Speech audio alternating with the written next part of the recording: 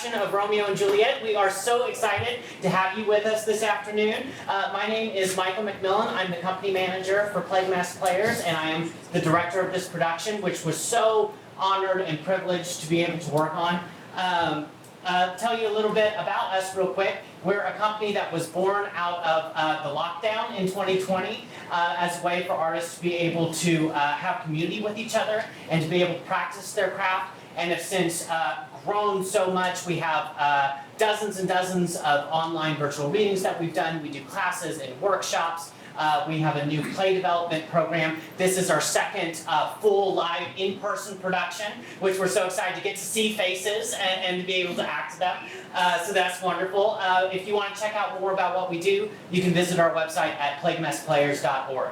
I want to say thank you, especially to our sponsors for helping us to be able to put this on, to the City of Dallas, the Bathhouse Cultural Center, and Stuart Mickelson for the use of this amazing facility. To all of the cast and the crew and the volunteers, it takes a village to be able to put on a show, and so we're so thankful for everybody who has poured their time and their energy into this. I also want to thank our Executive Artistic Director, Samantha Calatozo-Cobb, our producer, Savannah Lloyd, and the assistant director for this production, my partner in life and in art, Shay McMillan. And then I'm going to give you a heads up. You've probably seen the cameras. We're going to be recording this afternoon's performance, but you can just be as loud and boisterous as you normally would be in reacting to what's going on stage. Don't feel you have to be muted or anything. Putting on a show takes so much bravery and vulnerability and trust. And I am so thankful to everyone involved for the trust that they placed in me and in our production team in telling this story, and for opening their hearts to us and to each other and to you, our audience. So please open your hearts as well. We'll commune with them today, and please enjoy our production of Romeo and Juliet.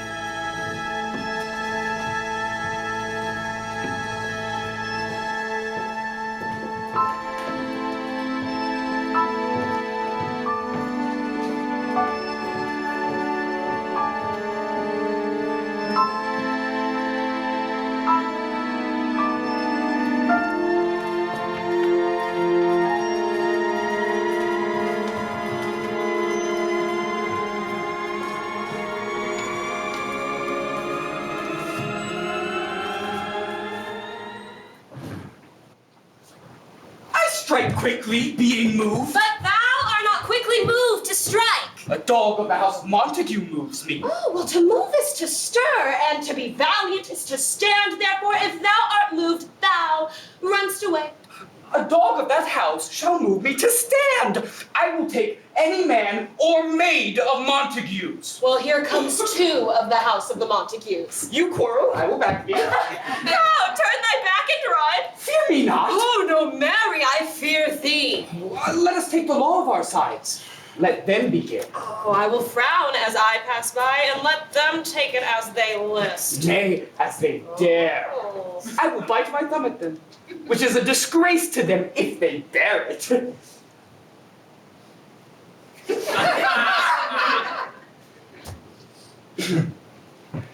Do you bite your thumb at us, sir? I do bite my thumb, sir. Do you bite your thumb at us, sir? Is the law of our side if I say I? No. No, sir! I do not bite my thumb at you, sir, but I do bite my thumb, sir. Do you quarrel, sir? Carl, sir? No, sir. If you do, I'm for you. I serve as good a man as you. No better. Well. Say better. Here comes one of my master's kinsmen. Yes, better, sir. You lie. Draw if you be men. Gregory, remember thy swashing blow.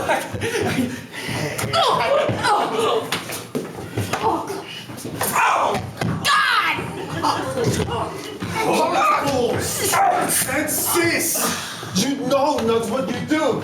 What? Art thou drawn among these heartless hinds? Turn thee, Benvolio. Look upon thy death. I do but keep the peace.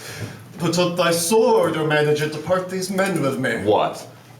Drawn and talk of peace. I hate the word, as I hate hell, all Montagues, and thee. Have at thee, coward! Oh! Down with the Capulet! Yes!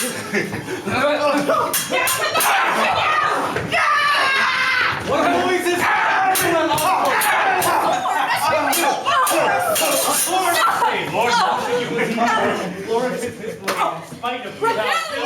Subjects! Enemies to peace, will they not hear? What ho! You men! You beasts that quench the fire of your pernicious rage! Purple fountains issuing from your veins on pain of torture! From those bloody hands, throw your mistempered weapons to the ground. And hear the sentence of your moving prince. 3 civil brawls, read of an airy word by thee. Both Capulet and Montague have thrice disturbed the quiet of our streets. If you ever disturb our streets again, your lives shall pay the forfeit of the peace. For this time, all the rest depart away. You, Capulet, shall go along with me. And Montague, come you this afternoon to know our further pleasure in this case. Once more, on pain of death, all men depart!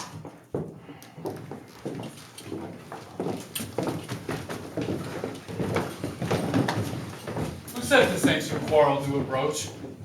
Speak, brother. Were you by when it began?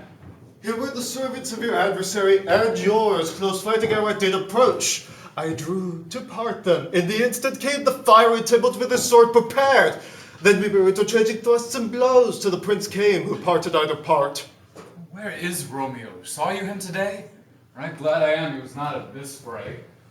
Brother, an hour before the worship's sun peered forth the golden window of the east, a troubled mind drave me to walk abroad.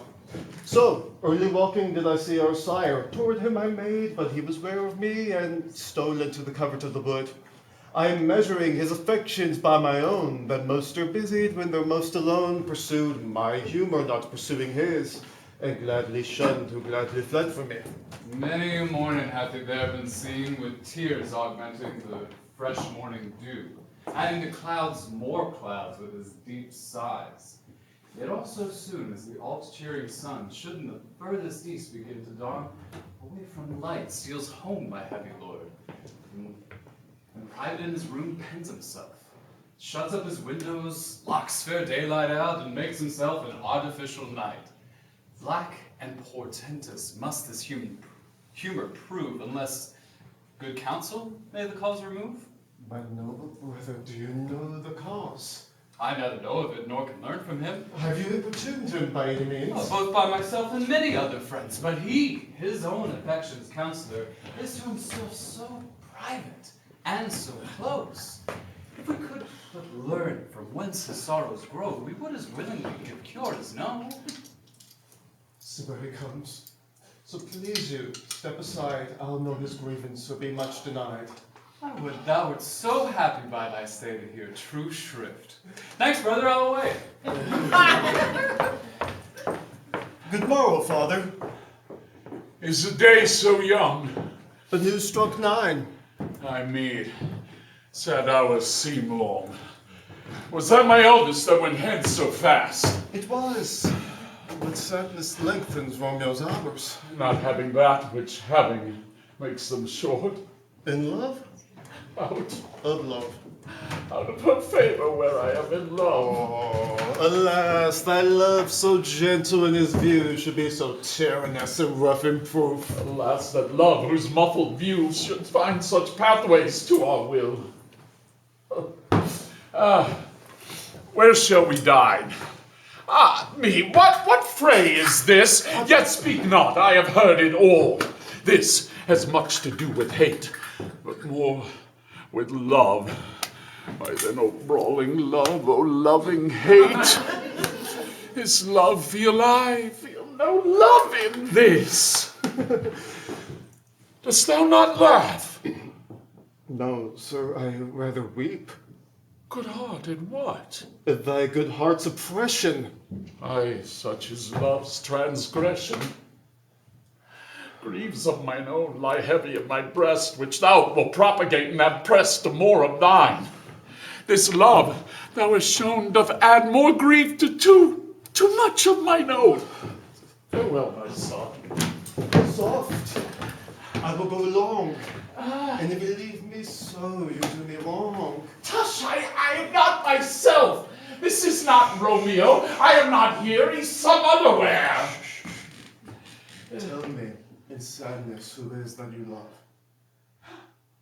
In sorrow, son, I do love a woman. I am so near when I supposed you loved. A right good marksman, and she's fair, I love. A right fair mark, fair sir, as soon as hit. Well, in that hit you miss. She'll not be hit with Cupid's arrow. She hath Dian's wit, and in strong proof of chastity well armed. From love's weak childish bow she'll go unharmed. She's rich in beauty, only poor that when she died, with beauty not to restore.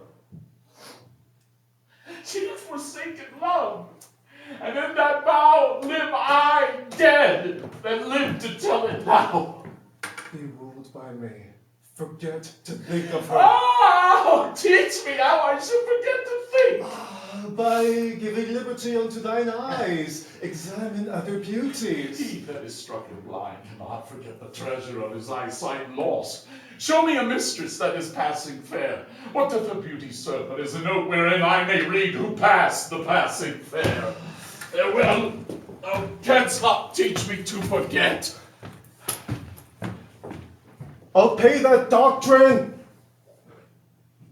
or else die in debt.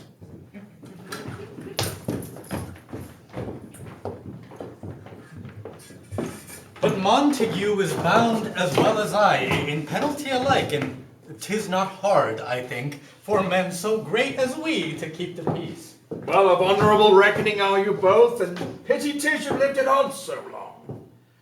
But now, my lord, what say you to my suit? But saying o'er what I have said before, the earth has swallowed all my hopes but she is the hopeful lady of my earth. But woo her, gentle Paris, get her heart, my will, to her consent is but a part, and she agree, within her scope of choice lies my consent and fair recording voice. This night I hold an old accustomed feast, whereto I have invited many a guest, such as I love, and you among the store, one more most welcome, makes my number more. Come, go with me.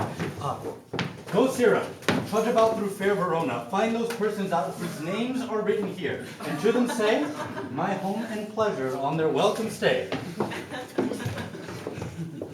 Find them out whose names are written here? It is written that the fisher should meddle with his pencil and the painter with his nets. But I am sent to find those persons whose names are here writ, and can never find what names the writing person hath here writ. I must to the learned. In good time!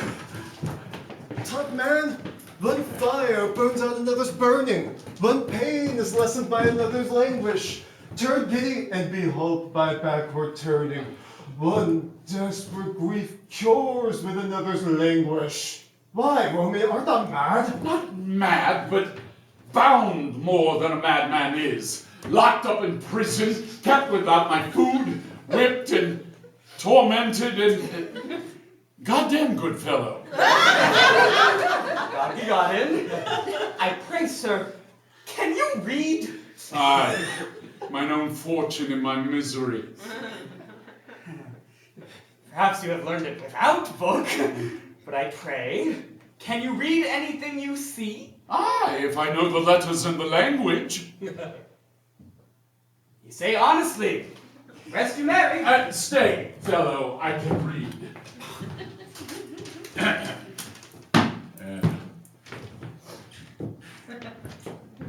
Signor Martino and his wife and daughters, County Anselm and his beauteous sisters, oh, the lady widow Vitruvio, Mercutio and his brother Valentine, Livia, Signor Valencio and his cousin Tybalt, Lucio, and the lively Helena. A fair assembly. Whither should they come? Whither? To supper, to our house. Whose house? My master's? Indeed, I should have asked that before. I'll tell you without asking. My master is the great, rich Capulet. And if you be not of the house of Montagues, I pray, come and crush a cup of wine. Rest you merry. We'll go along.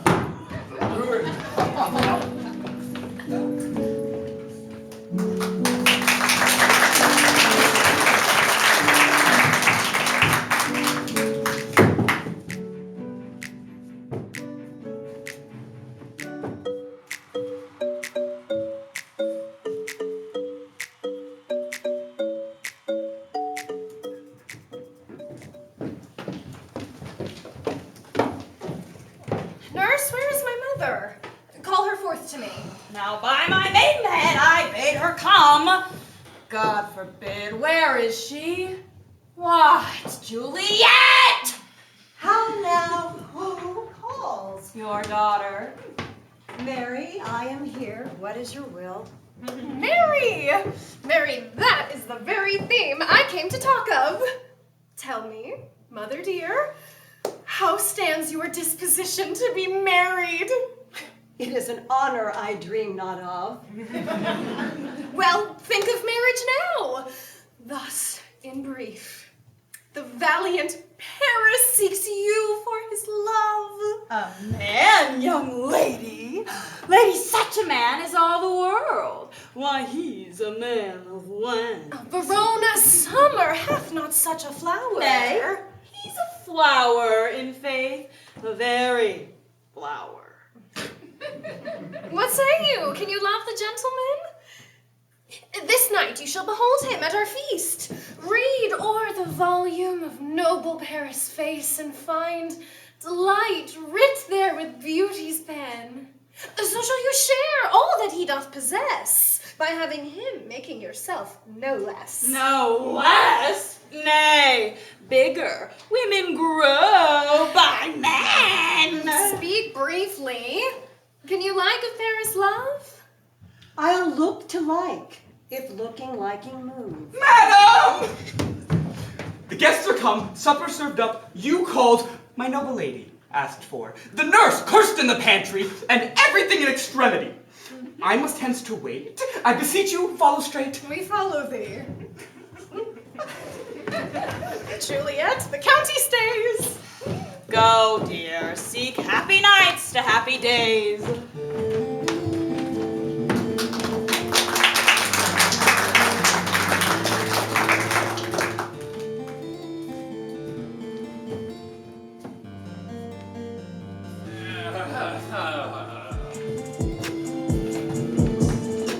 What?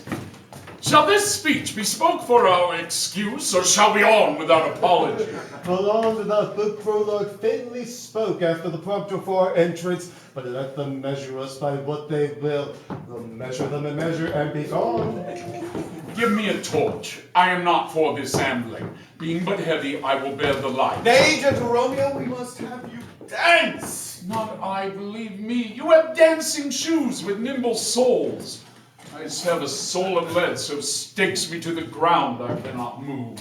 You are a lover. Borrow Cupid's wings and soar with them above a common bond. I am too sore and pierced with his shaft to soar with his light wings. So bound, under love's heavy burden do I sink. And to sink in it should you burden love. Too great oppression for a tender thing. Is love a tender thing? It is too rough, too rude, too boisterous, and it pricks like thorn. If love be rough with you, be rough with love. Prick love for pricking, and you beat love down. Out. Give me a case to put my visage in. A visor for a visor. What care I what curious eye doth quote deformities? Come, knock and enter, and no sooner in, but every man betake him to his legs. Not I, a torch for me. Let wantons light of heart tickle the senseless rushes with their heels. For I am prophesied by a grandsired phrase. I'll be a candle holder and look on. But the game was ne'er so fair, and I am done. Come, we burn daylight, ho. Nay, that's not so. I mean, sir, in delay. We waste our light in vain like lamps by day. Take our good meaning, for our judgment sits 5 times ere once in our 5 wits. We mean well in going to this mask tonight, but 'tis no wit to go. Why, may one ask? I dreamt a dream tonight. And so did I. Well, what was yours? Their dreams often lie. In bed asleep, where they do dream things true. Oh, then I see Queen Mab has been with you. Oh. She is the fairy's midwife, and she comes in shape no bigger than an agate stone on the forefinger of an alderman, drawn by a team of little atomies athwart men's noses as they lie asleep. Her chariot is an empty hazelnut. Her whip of cricket's bone, the lash of film, and her wagoneer is a small, gray-coated gnat. And in this state, she gallops. Night by night, through lovers' brains, and then they dream of love.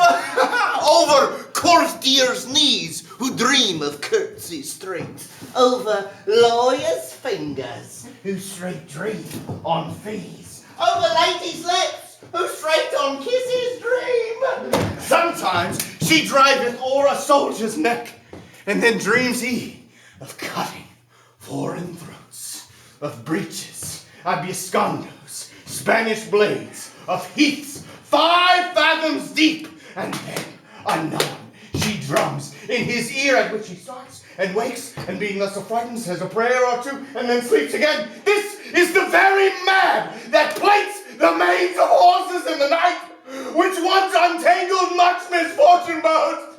This is she. Peace! Peace, Mercutio, peace! Thou talk'st of nothing. True. I talk of dreams, which are the children of an idle brain, begot of nothing but vain fantasy, and are as thin of substance as the air, and more inconstant than the changing wind.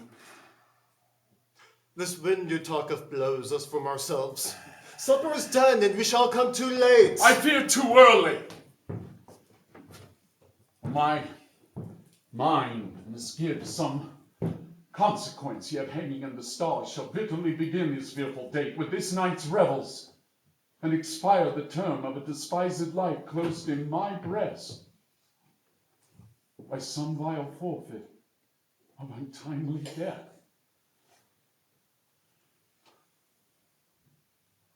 But he that hath steerage of my course, direct my sail. On, lusty gentlemen! Strike drum!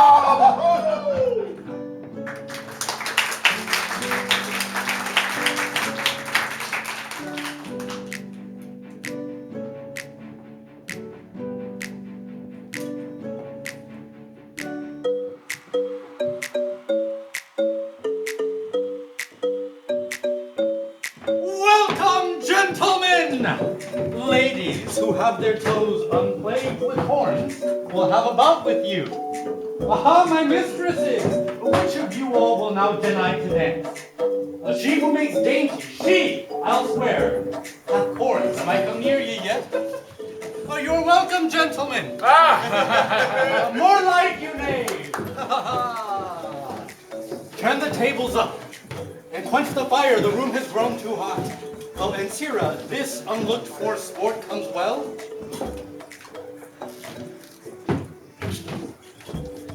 What lady is that doth enrich the hand of yonder knight? I know not, sir. She don't teach the torches to burn bright. The measure done, I'll watch her place of stand, and touching hers, make blessed my rude hand.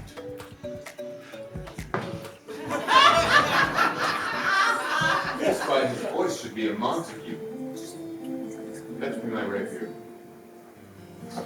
What dares the slave come hither covered with an antic face to fleer and scorn at our solemnity? Now, by the stock and honor of my kin, to strike him dead, I hold it not a sin. Oh, wow! Why, how now, kinsman? Wherefore storm you, Cousin, this is a Montague, our foe, a villain that is hither come in spite to scorn at our solemnity this night. Old Romeo, is it? 'Tis he, that villain Romeo. Let him alone and content thee, cousin. He bears him like a proper gentleman, and to speak truth, Corona brags of him, to be a virtuous and well-governed man. I would not, for the wealth of all the town here in my house, do him disparagement. Therefore be patient. Take no note of him. It is my will, which if thou respect, put on a fair presence and put off these frowns and ill-beseeming semblance for a feast. It fits when such a villain is a guest. I'll not endure him. He shall be endured! What, and boy, I say he shall. Go to. You'll not endure him. God shall mend my soul. You'll make a mutiny among my guests. Why, cousin, 'tis a shame. Go to, go to. You are a saucy boy, is so? Indeed, you shall contrary me. Marry, 'tis time. Well said, my heart. You're too saucy. Go. More light, for shame. You go to. What cheerly, my hearts? Patience with willful collar meeting makes my flesh tremble in their different breathing. I will withdraw. For this intrusion shall, now seeming sweet, convert to bitter gall.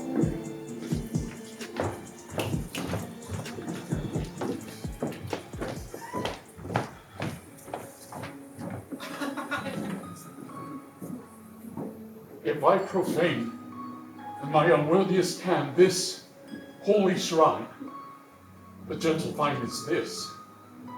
My lips, two blushing pilgrims ready stand, to smooth that rough touch with a tender kiss. Good pilgrim, you do wrong your hand too much. For saints have hands that pilgrims' hands do touch, and palm to palm is holy palmer's kiss. Have not saints' hands and holy palmers too? I, pilgrim, that they must use in prayer. Then let lips do what hands do. they pray. Grant thou, lest faith turn to despair. Saints do not move, though grant for prayer's sake. But move not, while my prayers effect I take.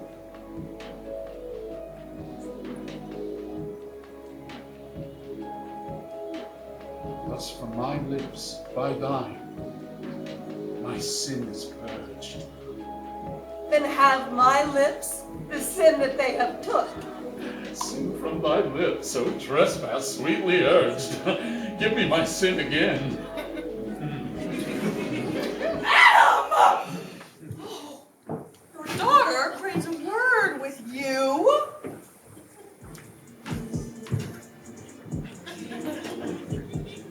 What is her daughter? Married bachelor. Her daughter is the lady of the house, and a good lady, and a wise and virtuous. I'm nurse to her mother, that you talked withal. I tell you, he that can lay hold of her shall have the coin. Is she a Capulet? Oh, dear Count. My life is my foe's debt. Away, begone. The sport is at fast. So I fear the more is my unrest.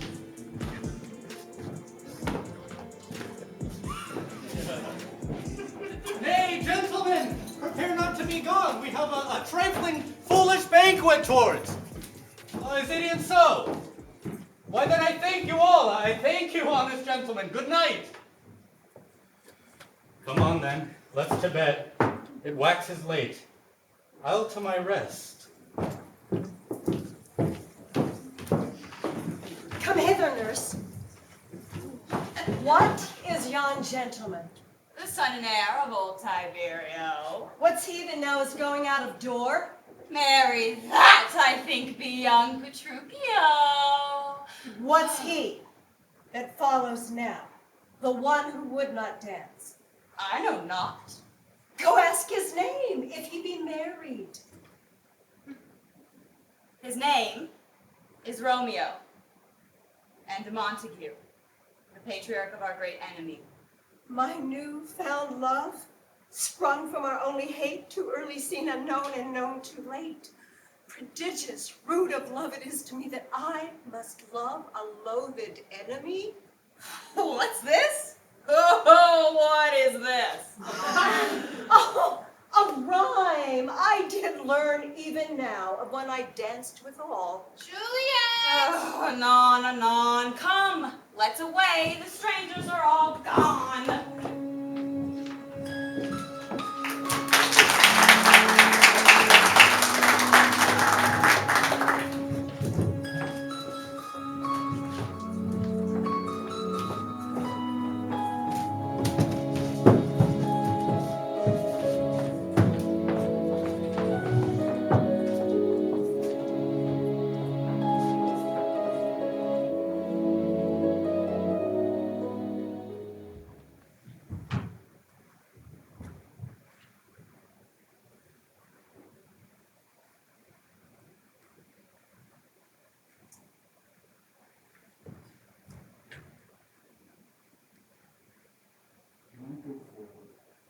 My heart is here. Romeo! My father Romeo! He is wise, and on my lie hath stolen him to bed. He went this way. Call, good Mercutio. Nay, I'll conjure too. Romeo! Humors! Madman! Lover! Appear in the likeness of a sign. Speak but one rhyme and I'll be satisfied. He heareth. He stirreth not. He moveth not. We have lived so among the trees to be consorted with the humorous night. Blindness is love, and as befits the dark. If love be blind, love cannot hit the mark. Romeo, good night. I old for me to sleep. Come, shall we go? Go then. It is in vain to seek him here that means not to be found.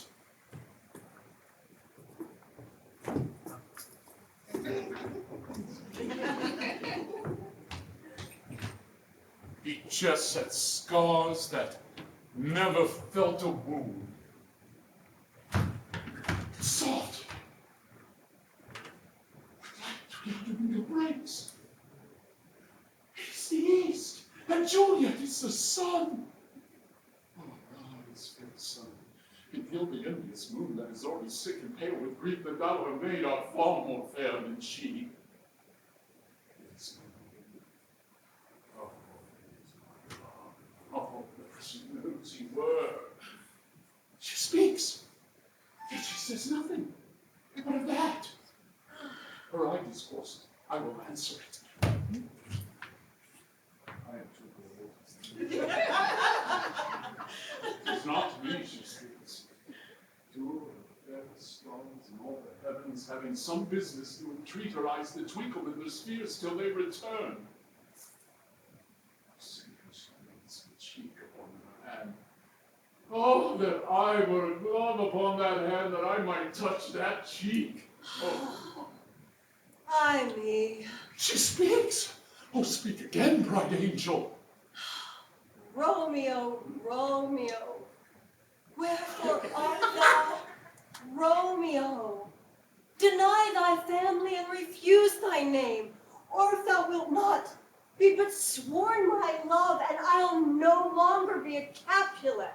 Shall I hear more, or shall I speak in this? 'Tis but thy name that is my enemy. Thou art thyself, though not a Montague. What's Montague? Be some other name. That which we call a rose by any other name would smell as sweet. So Romeo would, were he not Romeo called, retain that dear perfection which he owes without that title. Oh, Romeo, doff thy name, and for that name, which is no part of thee, take all myself. I take thee at thy word! Call me with love, and I'll be new baptized. Henceforth, I never will be Romeo. What man art thou that thus be screened by night, so stumblest on my counsel? By a name, I know not how to tell thee who I am.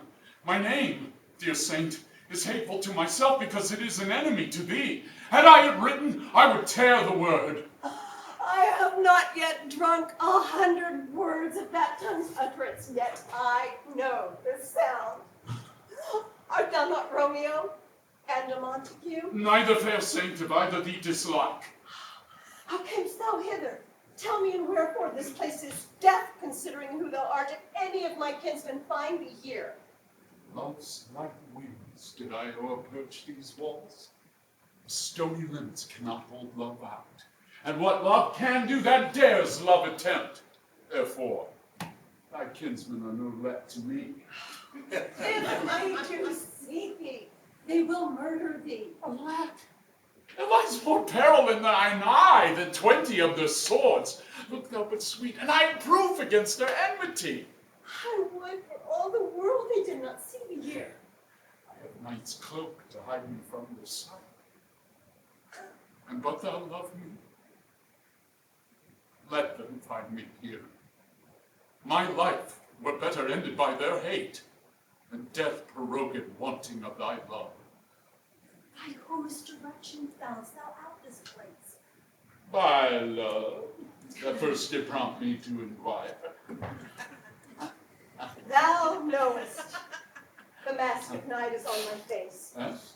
Else would a maiden blush bepaint my cheek for that which thou hast heard me speak tonight. Dost thou love me? I know. That would say I, and I will take my word.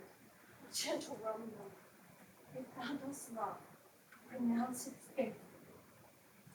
Or, if thou thinkst I'm too quickly won, I'll frown and be perverse and say thee nay. So thou wilt woo. But else, not for all the world In truth, fair Montague, I am too fond, and therefore thou mayst think my behavior light, but trust me, gentlemen, I will prove more true than those that have more cunning to be strange. Lady, by yonder blessed moon, I swear! No, swear not by the moon, the inconstant moon that monthly changes in her circled orb, lest thy love prove likewise variable. What shall I swear by? Oh, do not swear. Or if thou wilt, swear by thy gracious self, and I will believe thee. If my heart's dear love. Well, do not swear. Although I joy in thee, I have no joy of this contract tonight. It is too rash, too unadvised, too sudden, too like the lightning which don't cease to be, ere one can say it lightens. A sweet good night. This bud of love in summer's ripening may bloom a beauty's flower. Good night, good night. The sweet impress and rest come to thy heart as that from my breast. Wilt thou leave me so unsatisfied?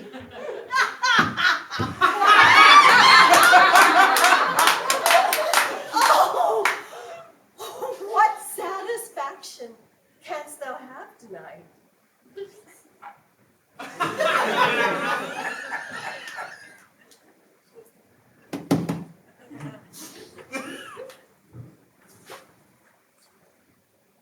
The exchange of thy love's faithful vow for mine.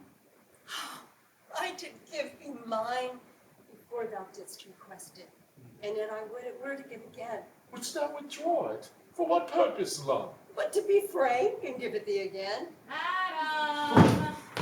I heard the noise within. Dear love, adieu. Anon, good nurse! Sweet Montague, be true, stay but little. I will come again.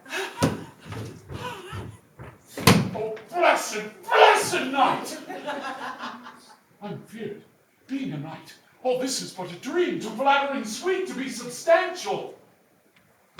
Oh! 3 words, say good night indeed. If thy bent of love be honorable, thy purpose marriage, send word to me tomorrow by one I will procure to come to thee, where and what time thou wilt perform the rite. I come anon, but if thou meanst not well, I do beseech thee. I come by and by to cease thy suit and leave me to my grief. Tomorrow will I say, Shall thrive my soul. 1,000 times good night. 1,000 times the worst to want thy light.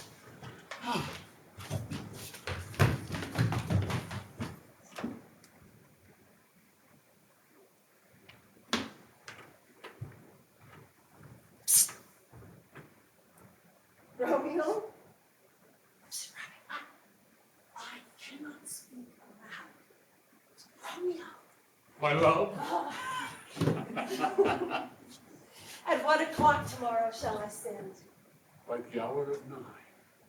I shall not fail. 'Tis 20 years till then.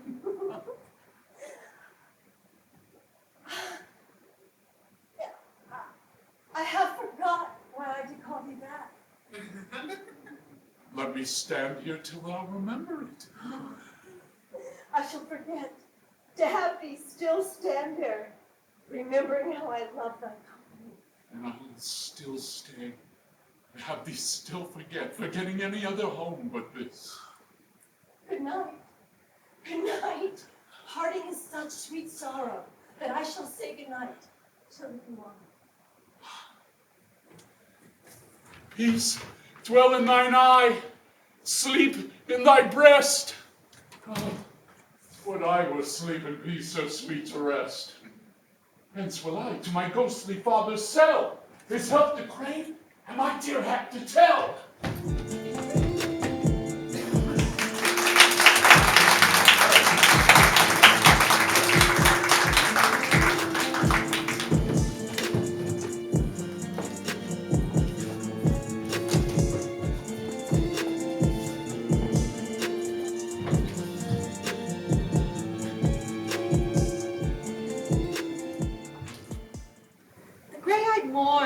smiles at the frowning night, checkering the eastern clouds with streaks of light. Huh. Oh, I must fill up this osier cage of ours with baleful weeds and precious juicy flowers. Oh, mickle is the powerful grace that lies in herbs, plants, stones, and their two qualities. But in the infant rhyme, this small flower, poison, have resonance, and medicine power. For this, being smelt, that part chases its prize. Being tasted, slays all senses from the heart. 'Tis such a cozy cadence in camp and still, in man as well as herbs, grace, and rude will. Good morrow, Father! Been it easy day? What early tongue so sweet saluted me? Ah, my son, it argues a distempered head so soon to big a bar to thy bed. Thou art roused by some distempeture? Oh, if it not so, then here I hit it right. Our Romeo has not been in bed tonight. The last is true. The sweeter rest was mine. I have been feasting with mine enemy, where on a sudden, one that hath wounded me is by me wounded. Both are remedies within thy help and holy physic lies. Be plain, good son, and homely in thy drift, riddling confession times, but riddling shrift. Then plainly know, my heart's dear love is set on the mother of Lady Capulet. As mine on hers, so hers is set on mine, and all combined save what thou must combine by holy marriage. When and where and how we met and wooed and made exchange of vow, I'll tell thee as we pass. But this I pray, that thou consent to marry us today. Holy Saint Francis! What? A change is here? Thou chidest me off for loving Rosalind. For doting, not for loving. And that's me very love. Not in a grave. I pray thee, chide not. She whom I love now doth grace for grace and love for love allow. But come, young paramour. Come, go with me in one respect, all thy assisted be. For this alliance may so happy prove to turn your household's rancor to your love. Let us hence! I stand on sudden haste! Wisely and slow! They stumble that run fast!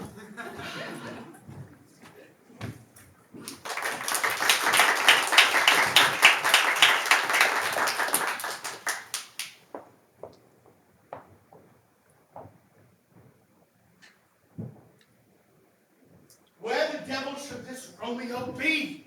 Take me not home tonight. Not to my brothers, I spoke with his man. That same departed love, that Rosaline torments him so, that he will sure run mad. Tybalt, the kinsman of Lord Capulet hath sent a letter to my father's house. Ooh, a challenge on my life. And we will answer it. Any man that can write may answer a letter. Nay, he will answer the letter's master, how he dares being there. Alas, poor Romeo is already dead, shot through the ear with a love song, the very pin of his heart cleft with the blind Boboa's butt shaft. And is he a man to encounter Tybalt? Why, what is Tybalt? More than Prince of Cats, I can tell you. He fights like you sing prick songs. He keeps time, distance, proportion, rests me his minimum rest, and then a 1, 2, and a third in your bosom. He is the very butcher of a silk button, a duelist, By Jesus, a very good blow. Oh, here comes Romeo. Senor Romeo, bonjour. That is a French salutation to your French slop. You gave us the counterfeit kindly last night. Good morrow, gentlemen. What counterfeit did I give you? The slip? Sir, the slip can you not conceive? Mercutio, my business was great, and in such a constraint, a man may subject courtesy. Why, that's as much to say of such a case as yours, a man may bow in the hand. Oh, meaning to curtsy. Thou hast most kindly did it. A most courteous exposition. I am the very pink of courtesy. Follow me in this jest now till thou hast worn out thy pomp. That when the single soul of it is worn, the jest may remain after the wearing soul singular. Oh, single soul jest, solely singular, for the singleness! Come between us, good Benvolio, my wits fair! Switch and spurs, or I'll cry a match! Nay, if the wild goose is run by one of thy wits, I am done, for thou hast more of the wild goose in one of thy wits than I have in my whole 5. Was I not there with you when you were with there for the goose? You were never with me when thou wasn't there for the goose. I will bite thee on the ear for that jest. And the goose bite not! No, thy wit! Mwah. It is a very bitter sweeting. It is the most sharp sauce. Is it not better served into a sweet goose? Is this not better than groaning for love? Now art thou sociable. Now art thou Romeo. Now art thou what thou art by art as well as by nature. For this driveling love has come. Stop there. Stop there. I've come to the whole depth of my tale and meant indeed to occupy the argument no longer. Here's goodly gear. Petra? My band, Petra.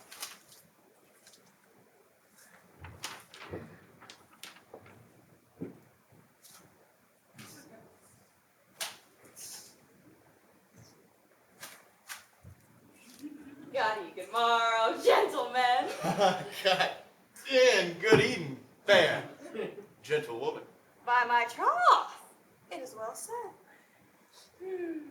Gentlemen, can any of you tell me where I may find the young Romeo? I can tell you, but young Romeo will be older when you have found him than he was when you sought him. I am the youngest of that name by fault of a worse. You say well. Yea, is the worst well? No, very well took, in faith, wisely.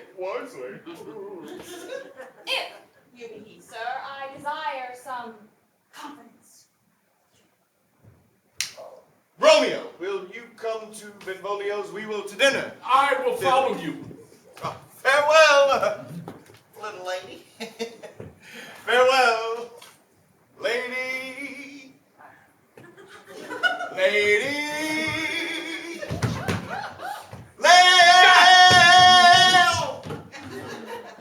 Mary, farewell. I pray you, sir, what saucy merchant was this? A gentleman, nurse, that loves to hear himself talk, and will speak more in a minute than he will stand to in a month. Oh, let us speak anything against me. I'll take him down. And if I cannot, I'll find those that shall. You scurvy knave. Thou must stand by too and suffer every knave to use me at his pleasure. I saw no man use you as a pleasure. If I had, my weapon would quickly have been out, I warrant you. I'd draw as soon as any other if I see occasion in a good quarrel and the law on my side. Oh, now, before God, I am so vexed that every part about me quivers. Oh, scurvy knave! Pray you, sir, a word. And as I told you, my lady Juliet bade me inquire you out. What she bade me say, I will keep to myself. But first, let me tell ye, if ye should lead her into a fool's paradise, as they say, it were a very gross kind of behavior, as they say. For the gentlewoman is old, and therefore you should deal double with her. Truly, it were an ill thing to be offered to any gentlewoman, and very weak dealing. I commend me to my lady and mistress. I protest unto thee. Good heart, and in faith I will tell her as much. What wilt thou tell her? Thou dost not mock me. I will tell her, sir, that you do protest, which, as I take it, is a gentlemanlike offer.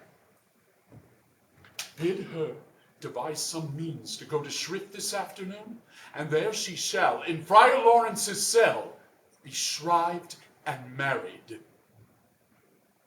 This afternoon, sir? Well, she shall be there. Farewell, be trusty, and I'll quit thy pains. Farewell. Commend me to my mistress. Now, God in heaven bless thee. My mistress is the sweetest lady. Oh, Lord. Oh, Lord. There is one nobleman in town. One heiress that would fain lay knife aboard. But she, good soul, had as lief see a toad, a very toad, as see him. Oh, I anger her sometimes and tell her that Paris is the proper man. But I'll warrant you when I say so, she looks as pale as any clout in the versal world. Commend me to my lady. Aye, 1,000 times. Petra? Anon. My fan, Petra. Go before and apace.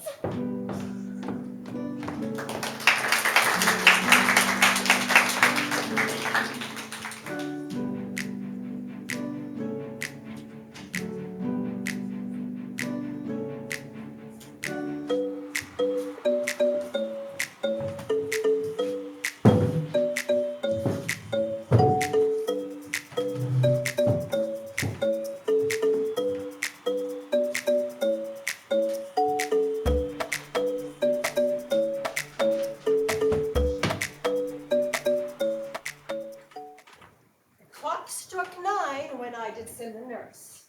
In half an hour's time she promised to return. Perchance she cannot meet with him. Well, that's not so. She's lame. Love's herald should be his thoughts, that 10 times faster glide than the sun's beams. The sun is now upon the hindmost hill in this day's journey, and from 9 till 12 is 3 long hours, yet she'll still not come. Had she affections and I youthful blood, I would be as swift in motion as a ball. Oh God, she comes. Oh, honey nurse, what news? Hast thou met with him? Now, good nurse? Oh, why look'st thou sad? If news be sad, then play it merrily. If sweet, thou shamest the music of good news by playing it to me with so sour a face. I am weary. Give me leave a while. Fie, how my bones ache. What a jaunt have I had. I would thy had my bones, and I thy news. Nay, I pray thee, come, speak. Good nurse, speak. Jesu, what haste? Can you not stay a while? Do you not see that I am out of breath? How canst thou be out of breath when thou hast breath to say to me that thou art out of breath? The excuse that thou dost tell in this delay is longer than the tale thou dost excuse. Is thy news good or bad? Answer to that. Well, you have made a simple choice. You know not how to choose a man. Romeo? No, not he. Though his face be better than any man's, yet his leg excels all men's. And for a hand and a foot and a body, though they be not to be talked on, yet they are past compare. Oh, he is not the flower of courtesy, but I'll warrant him, as gentle as a lamb. Oh, go thy ways, wench. Serve God. Oh, no.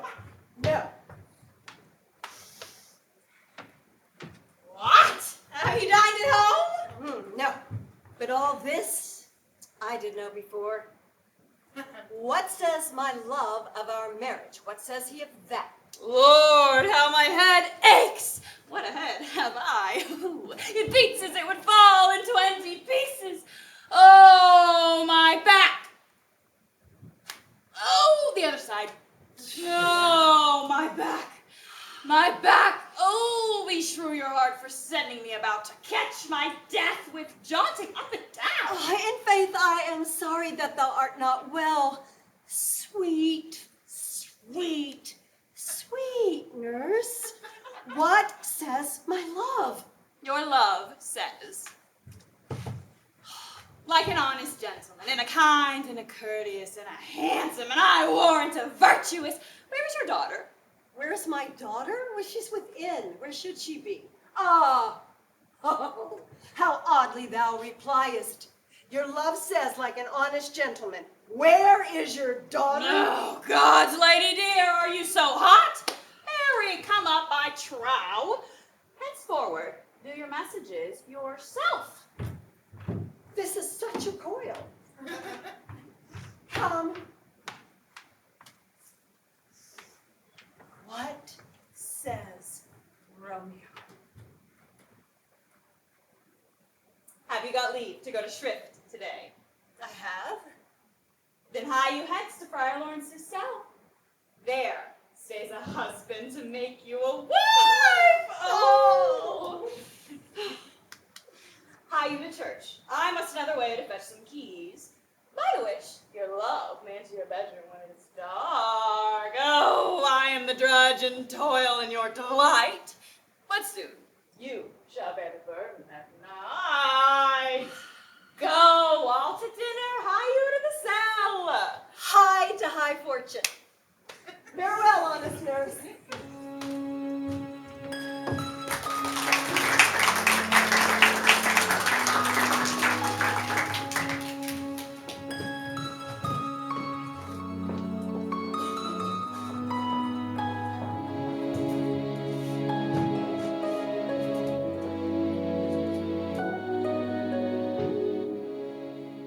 So smile the heavens upon this holy act that after hours with sorrow chide us not.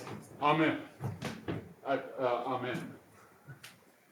Come what sorrow can, it cannot countervail the exchange of joy that one short minute gives me in her sight. Do thou but close our hands with holy words, and love-devouring death do what he dare.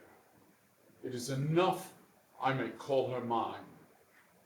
These violent delights have violent ends, and in their triumph die like fire and powder, which as they kiss, consume. The sweetest honey is loathsome in his own deliciousness, therefore, love moderately. Long love not so. Too swift arrives as tardy as the slow. Here comes the lady now. Good even, Father. Oh, Juliet, that the measure of thy joy be heat like mine, and let rich music's tongue unfold the imagined happiness that both receive in either by this dear encounter. Oh, my true love doth grow to such an excess, I cannot sum up some of half my wealth. Come with me, and we will make short work. Or, by your leaves, thou shalt not stay alone to Holy Church incorporate 2 and 1.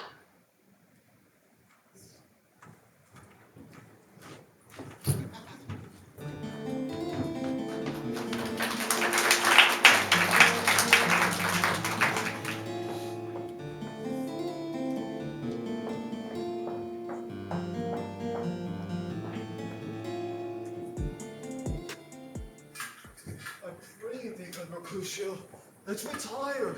The day is hot, the Capulets abroad, and if we meet, we shall not escape a brawl. And now these hot days is the madman's story. Thou art like one of those fellows that when he enters the confines of a tavern, clasps me his sword upon the table and says, God, send me no need of thee, and by the operation of the second cup, draws it on the drawer when indeed there is no need. Am I like such a fellow?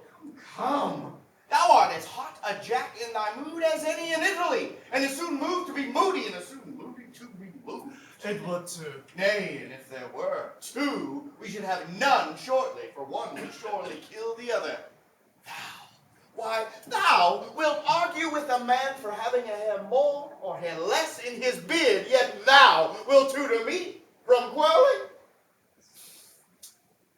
By my head, here come the Capulets. By my heel, I care not. Gentlemen, good den. A word with one of you. Oh, and but one word with one of us. Why not couple it with something? Make it a word and a blow. You shall find me apt enough to that, sir, and you will give me occasion. Canst thou not take some occasion without giving? Mercutio, thou consortst with Romeo. Consort! What? Dost thou make us minstrels? If thou make us minstrels, look to hear nothing but discourse. Zoons, here's my fiddlestick. Shall make you dance. Zoons, consort. We talk here in the public haunt of men. Either withdraw into some private place of reason, coldly ever grievances, or else depart. Here all eyes gaze on us. Men's eyes were made to gaze. Let them look. I'll not budge for no man's pleasure eye. Well, peace be with you, sir. Here comes my man. And I'll be hanged, sir, if you wear your livery. Romeo! The hate I bear thee can afford no better term than this. Thou art a villain. Tybalt, the reason that I have to love thee doth much excuse the appertaining rage to such a greeting. Villain am I not, therefore farewell. I see thou knowest me not. Nay, this shall not excuse the injuries thou hast done me. Therefore turn and draw. I do protest. I never injured thee, but love thee more than thou canst devise, till thou shalt know the reason of my love. And so, dear Capulet, which name I tender as dearly as mine own, be satisfied. Dishonorable, vile submission! Tybalt, you rat catcher, will you walk? What wouldst thou have with me? Oh, nothing, good king of cats, but one of your 9 lives. I am for you. Good Mercutio, put thy rapier up. Come, sir. Your passado. Draw, Benvolio, beat down your weapons. Oh! Gentlemen, for shame, forbear this outrage. Hey!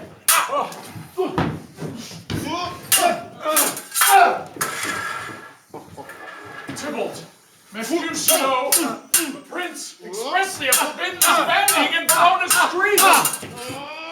Hold, Tybalt! No! Good Mercutio! God! I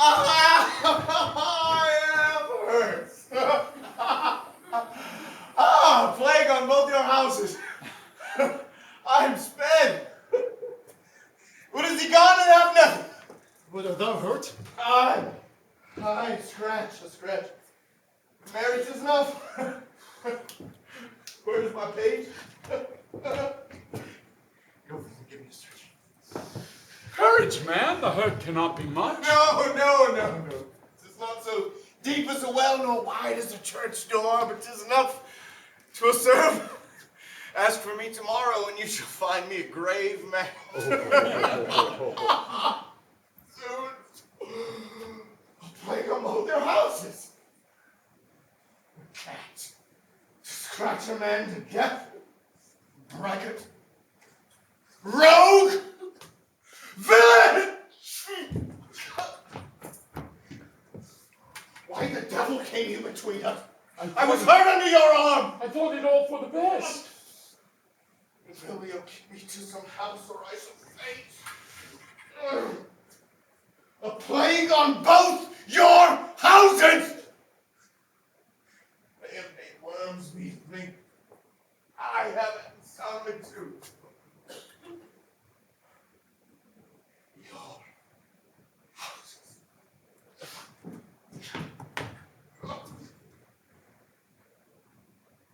This gentleman, the prince's near ally, my very friend, have got this mortal hurt on my behalf. My reputation stained with Tybalt's slander. Tybalt, but hath an hour been my kinsman. Oh, Juliet, thy beauty have made me lenient, and in my temper softened valor's steel. Romeo. For if Mercutio's dead, the gallant spirit hath aspired the clouds which to untimely here did scorn the earth. This day's black fate on more days doth depend. This but begins the woe, others must end. Here comes the furious Tybalt back again. Alive in triumph, and Mercutio slain, Away to heaven, respected lenity, and fire-eyed fury be my conduct now. Now, Tybalt, take the villain back again that late thou gave me, for Mercutio's soul is but a little ways above our head, staying for thine to keep him company.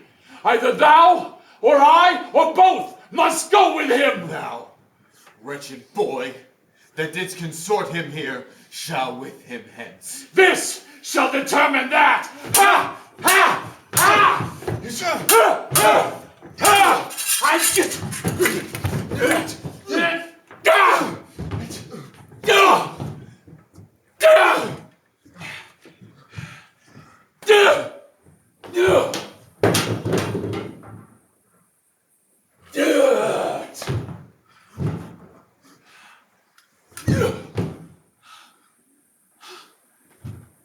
Romeo, away, be gone.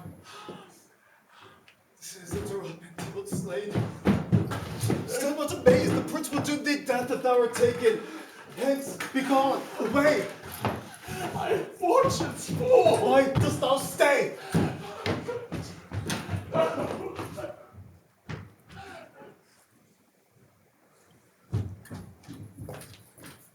Which way ran he that killed Mercutio? Tybalt, the murderer, which way ran he? Where lies that Tybalt? Up, sir. Go with me. I charge thee in the prince's name, obey. Where are the vile beginners of this fray? Noble prince, I can discover all the unlucky manage of this fatal brawl. There lies that man slain hereby, thy Romeo, that slew thy kinsman brave Mercutio. Tybalt, my kinsman, our precious cousin, his blood is spilt. Prince, as thou art true, for blood of ours shed blood of Montague. Benvolio, who began this bloody fray? Tybalt here slain, whom Romeo's hand did slay. Romeo that spoke him fair, urged with all your high displeasure. But then Tybalt tilts with piercing steel at both Mercutio's breast, whom all his heart turns deadly point to point. Hold, friends, friends part, Romeo cries aloud, and twixt them rushes underneath whose arm an envious thrust from Tybalt hits the lifeless stout Mercutio, and then Tybalt fled. But by and by returns to Romeo, who had but newly entertained revenge, and to it they go like lightning forever. I could draw it apart them with stout Tybalt slain. And as he fell, did Romeo turn and fly. This is the truth, or let Benvolio die. He is the youngest of the Montagues. Affection makes him false. He speaks not true. Some 20 of them fought in this black strife, and of those 20 could but kill one life. I beg for justice, which thou, prince, must give. Romeo slew Tybalt. Romeo must not live. Romeo slew him. He slew Mercutio, who now the price of his dear blood doth owe. Not Romeo, Prince. He was Mercutio's friend. His fault concludes but what the law should end, the life of Tybalt. And for that offense, immediately we do exile him hence. Exile be death! To pleading and excuses, nor tears, nor prayers, shall purchase our abuses, therefore use none. Let Romeo hence in haste, else when he's found, that hour is his last. Bear hence this body and attend our will. Mercy but murders, pardoning those that kill.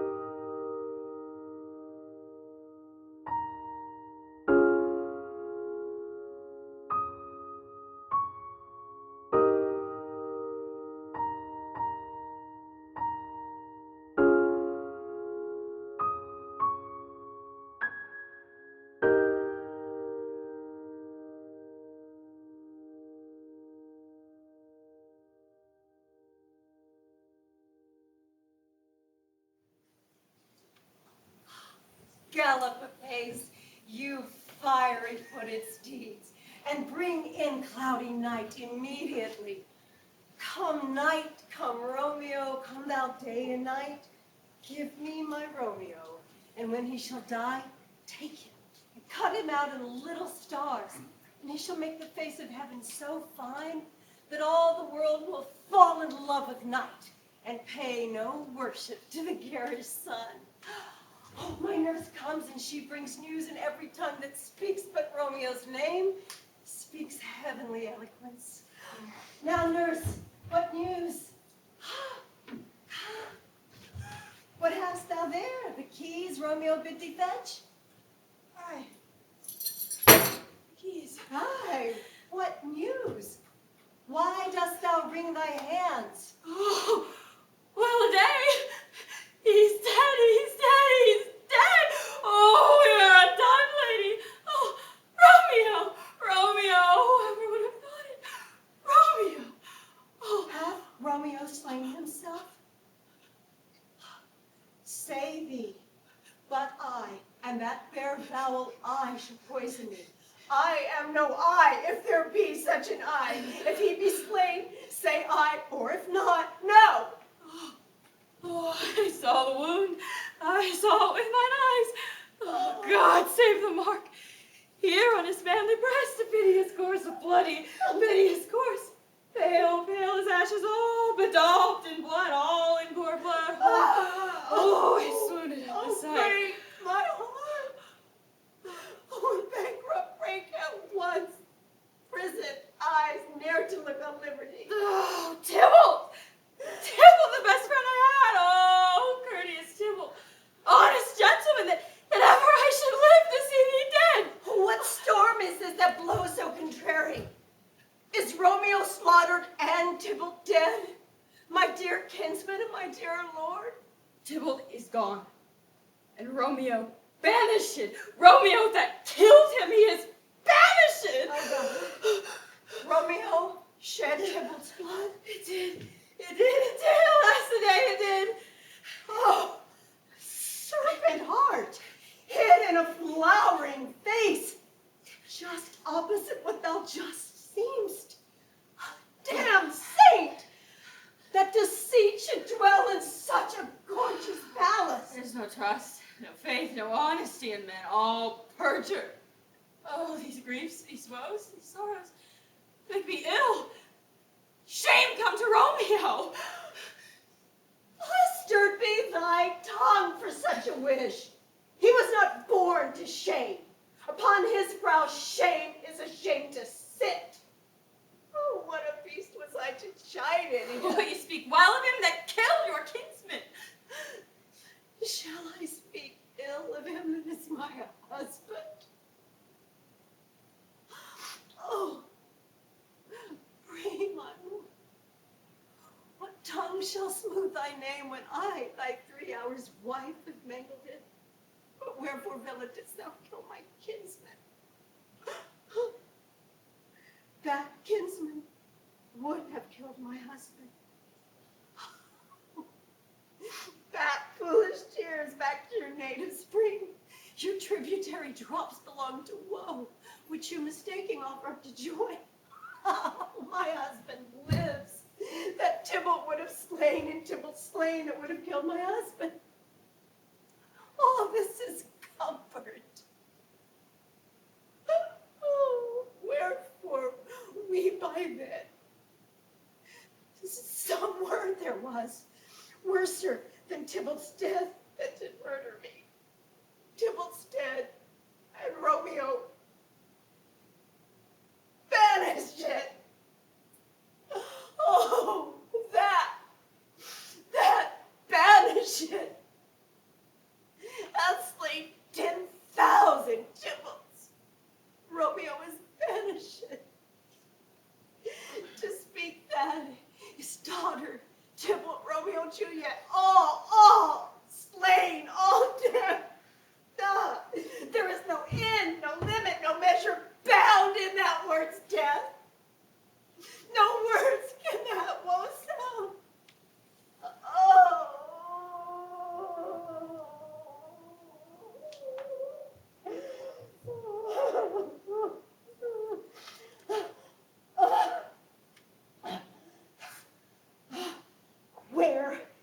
my daughter and her husband, nurse.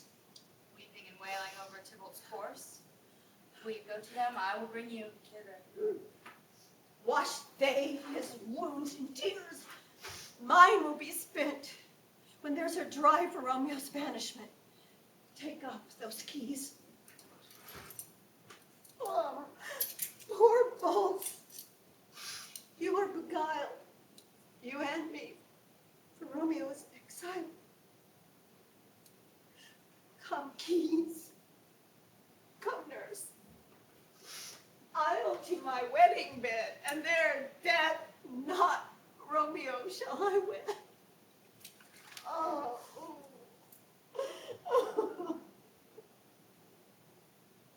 Keep to your chamber.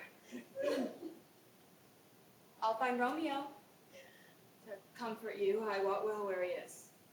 Oh, find him. Take this ring to my true knight, and bid him come to take his last farewell.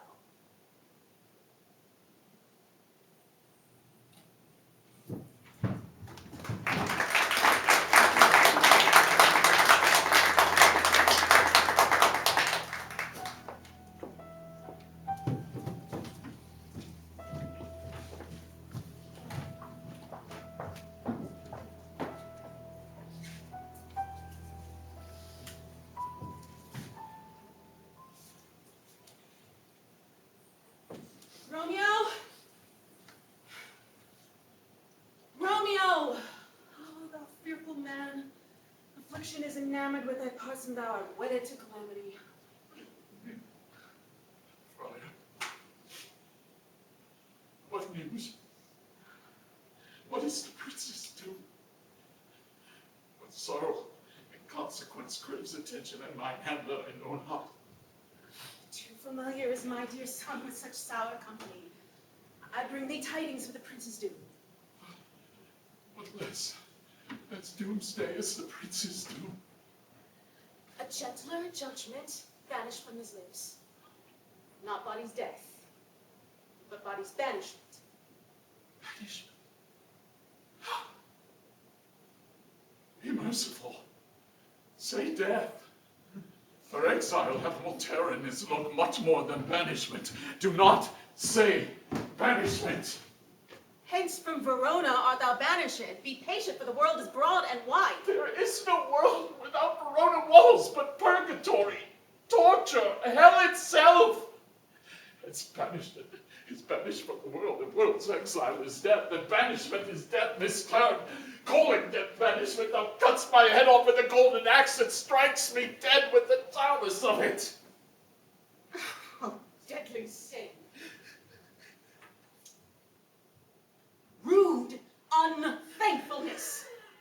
Thy fault, our law calls death, but the kind prince, taking my part, hath rushed aside the law and turned that blackward death to banishment. This is dear mercy, and thou seest it not. 'Tis torture and not mercy. Heaven is here, where Juliet is, and Romeo may not. And yet callest thou not exile death? Hast thou no poison mixed, no sharp ground knife, no quick mean of death, ne'er so mean as banishing to kill me? Banish it. Oh, friar, the damned use that word in hell. Thou fond madman, hear me, but speak a word. Oh, thou wilt speak again of banishment. I'll give thee armor to keep off that word, adversity, sweet milk, philosophy to comfort thee, though thou art banished. Yet banish it. Hang up philosophy, unless philosophy can create a Juliet, displant a town, reverse a prince's doom. It helps not, it prevails not, just talk no more. Oh, I see that madmen have no ears. How can they when wise men have no eyes? Let me dispute with thee of thy estate. Thou canst not speak of what thou dost not feel. What thou hast all desire, Juliet, I love. An hour, but married, Tybalt murdered, doting like me, and like me banished. Then mightst thou speak, then mightst thou tear thy hair and fall upon the ground as I do now. taking the measure of an unnamed grave. Rise, one knocks. Good Romeo, hide thyself, hawk how they knock. Who's there? Romeo, get up, run to my study, spy and by. Romeo, get up. I come. God's will, what simpleness is this? Who knocks so hard, what's come you, what's your will? Let me come in and you shall know my errand. I come from Lady Juliet. Welcome in. Oh, Holy Crier, tell me, Holy Crier, where is my lady's lord? Where's Romeo? There on the ground with his own tears made drunk. Oh, he's even in my mistress's case. Just in her case. Even so lies she, blubbering and weeping and blubbering.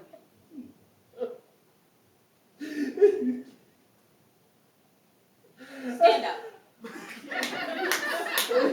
Stand up. Stand, and you be a man.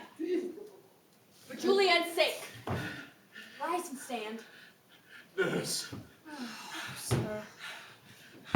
Sir. Speak soft, Juliet. How is it with her? Does she not think me an old murderer now that I've stained the childhood of our joy with blood removed but little from her own? Where is she? How doth she? What says my concealed lady to our cancelled love? She says nothing, sir, but weeps, and on Tybalt calls, and then on Romeo cries, and then down falls again.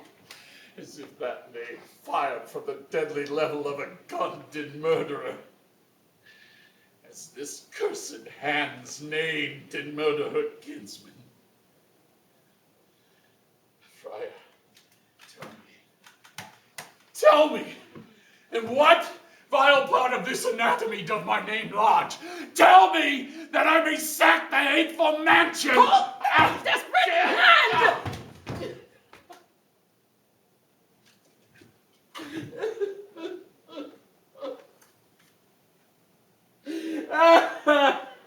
Art thou a man?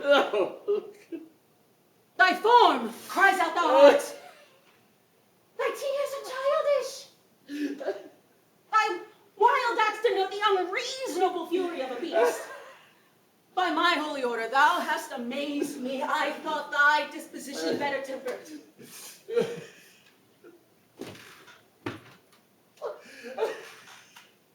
Hast thou slain Tybalt? Wilt thou slay thyself? And slay thy lady too, who lives in thee by doing damned hate upon thyself. Why rails on thy birth, heaven and earth, when birth, heaven and earth, all three, do live in thee at once, which at once thou would lose? What? Rouse thee! Thy Juliet is alive. For whose dear sake thou wast but lately dead, there art thou happy? Tybalt would kill thee, but thou slewest Tybalt. There art thou happy too. The law that threatened death becomes thy friend and turns it to exile. There art thou happy. A pack of blessings lies upon thy back. Happiness courts thee in her best array, but like a misbehaved and sullen wench, thou pass on thy fortune and thy love.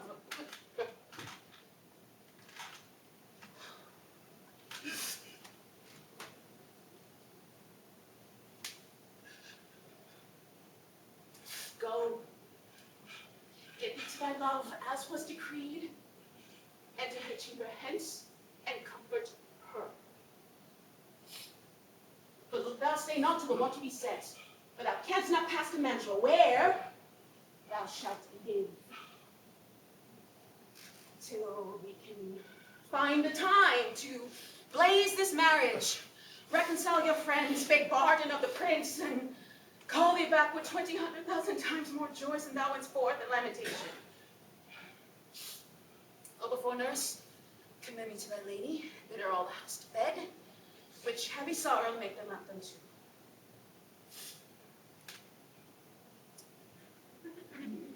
Romeo is coming. Lord, I could have stayed here all the night to hear your counsel. What learning is, my lord, I will tell my lady you will come. Do so. and bid my sweet to chide. Here, sir. A ring she bid me give you, sir. Hie you, make haste, for it grows very late. How well my spirit is comforted by this.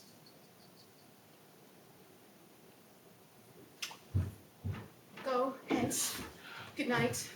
And here stand all your states, either be gone before the watch be set, or by break of day disguised from hence. Sojourner Mantua, I'll find out your man, and he shall signify from time to time every good hap to you that chances here. Give me your hand, 'tis late.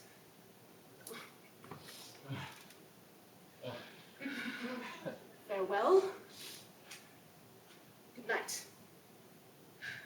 That a joy, past joy, calls out on me. And will a grief so brief depart with thee? Farewell.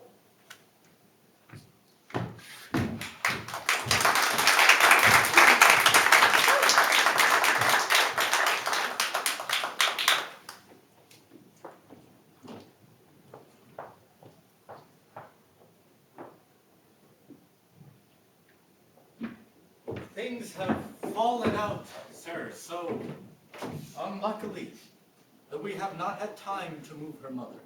Look you, she loved her kinsman Tybalt dearly, and so did I. Well, we were born to die, 'tis very late, shall not come down tonight. These times of woe afford no time to woo. Madam, good night. Commend me to your mother. I will, and know her mind early tomorrow.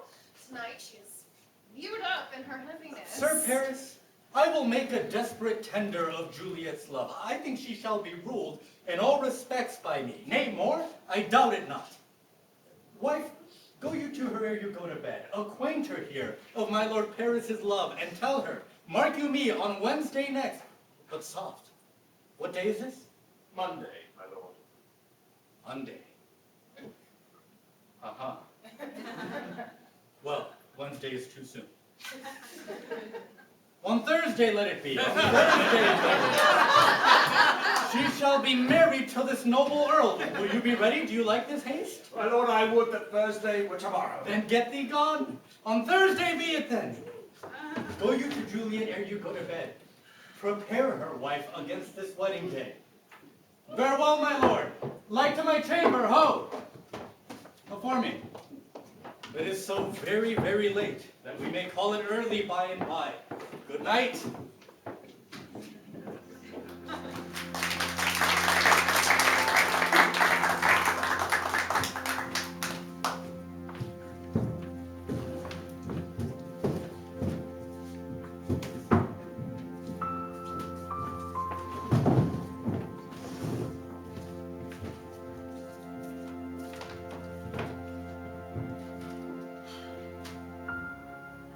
Wilt thou be gone?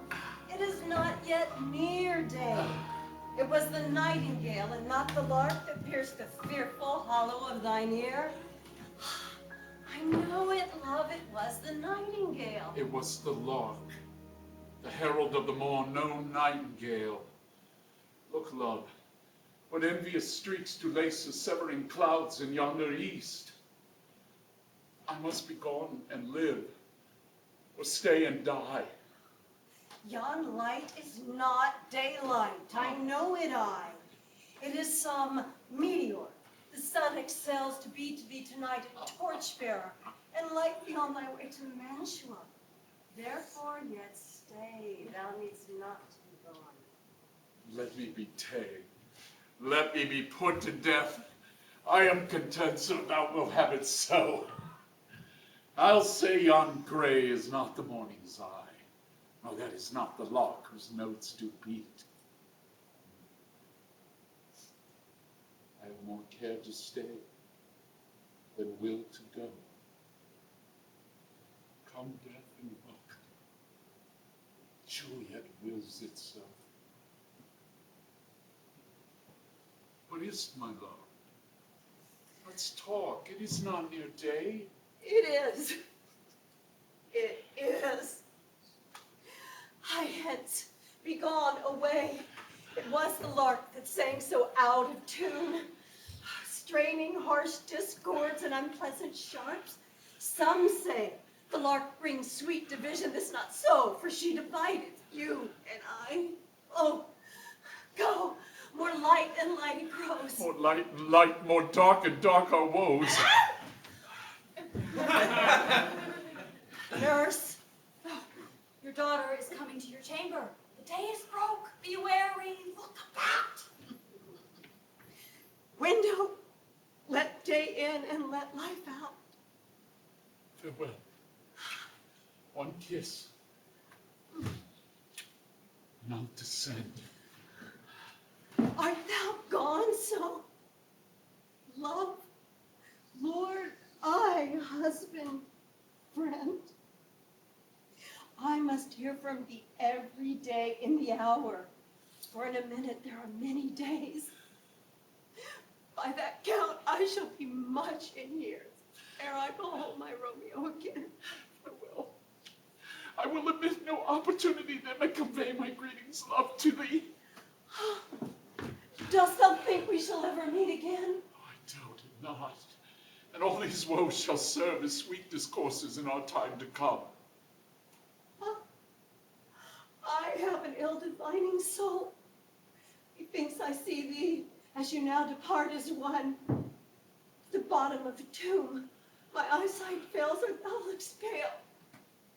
Trust me now. In my eye, so do you. Dry sorrow drinks our blood. Adieu. Adieu.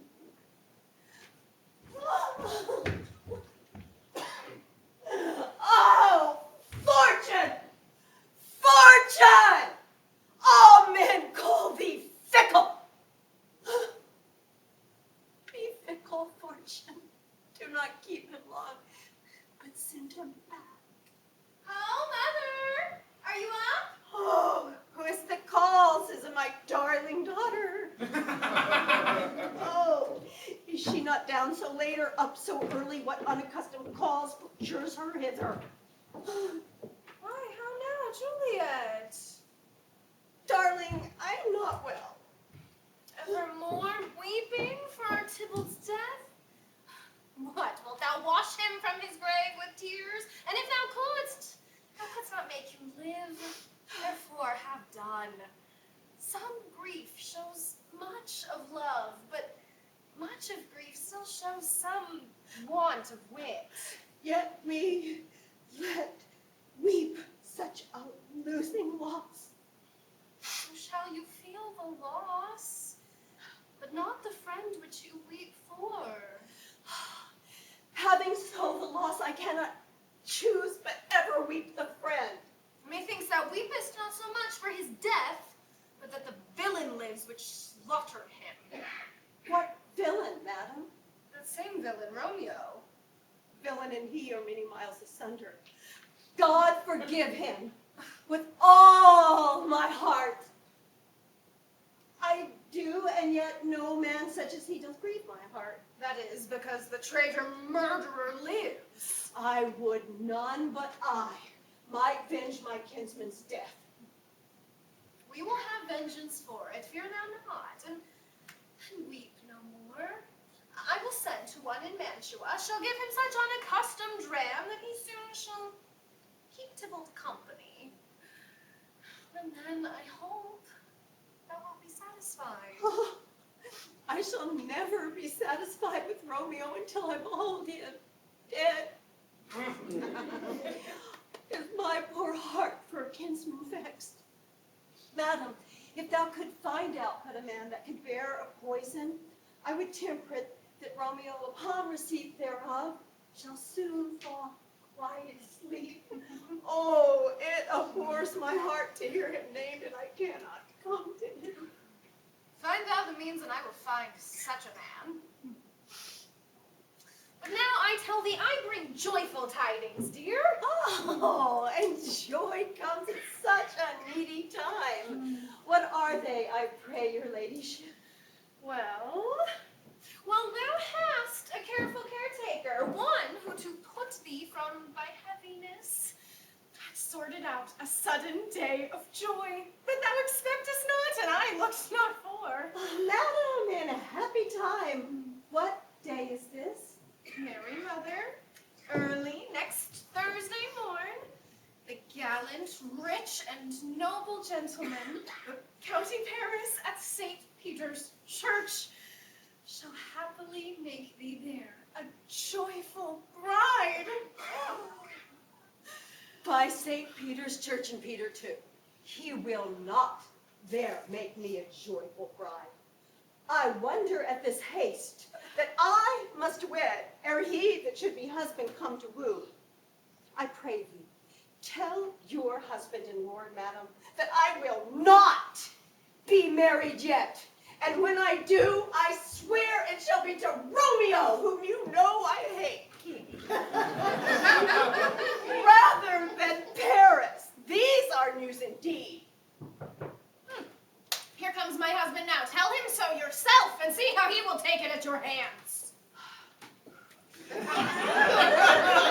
Have you delivered to her our decree?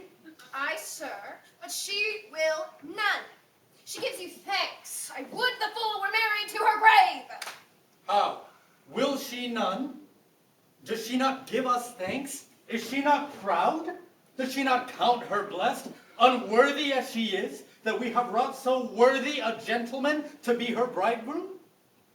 Not proud you have, but thankful that you have. Proud can I never be of what I hate, but thankful even for hate that has meant love. How now? How now? Chop logic. What is this? Proud, and I thank you, and I thank you not, and yet not proud? Mistress Minion, you thank me no thankings, nor proud me nor prouds, but fettle your fine joints 'gainst Thursday next, to go with Paris to St. Peter's Church, or I will drag thee on a hurdle thither. Out, you green sickness carrying, out, you baggage, you tallow face. Fie, you fire to Oh, daughter, I beseech you on bended knee, hear me with patience but to speak a word. Hang, you baggage. Disobedient wretch, I tell thee what.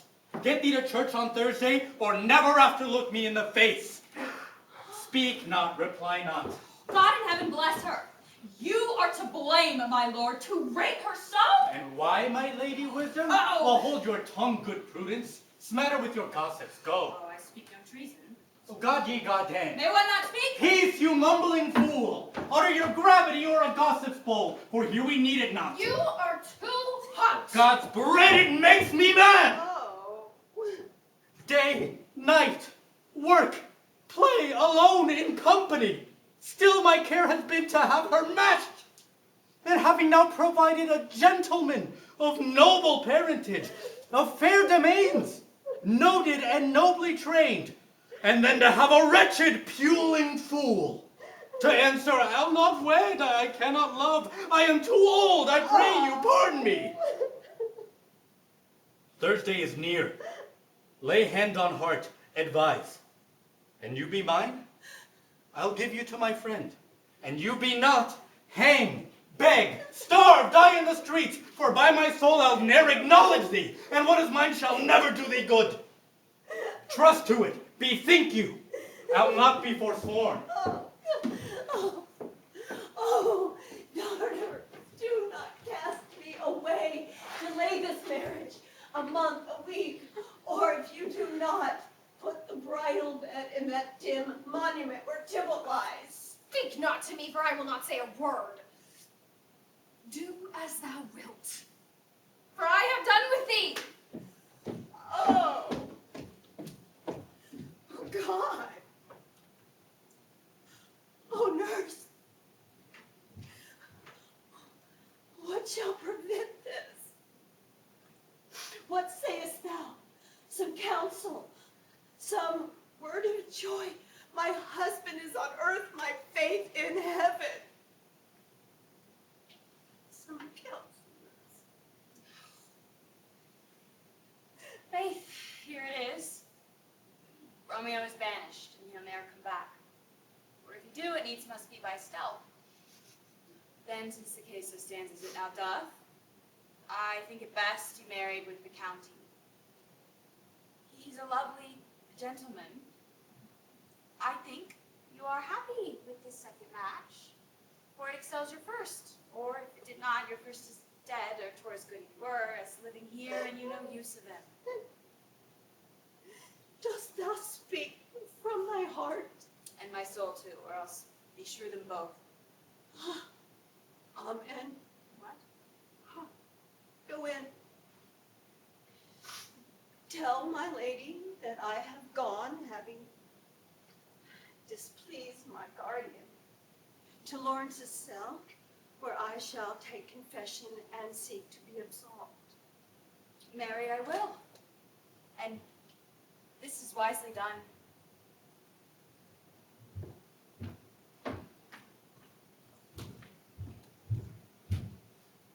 Foolish damnation! Go, counselor! Henceforth thou and my bosom are twain. I shall to the friar, see his remedy. If all else fail, I myself have power to die.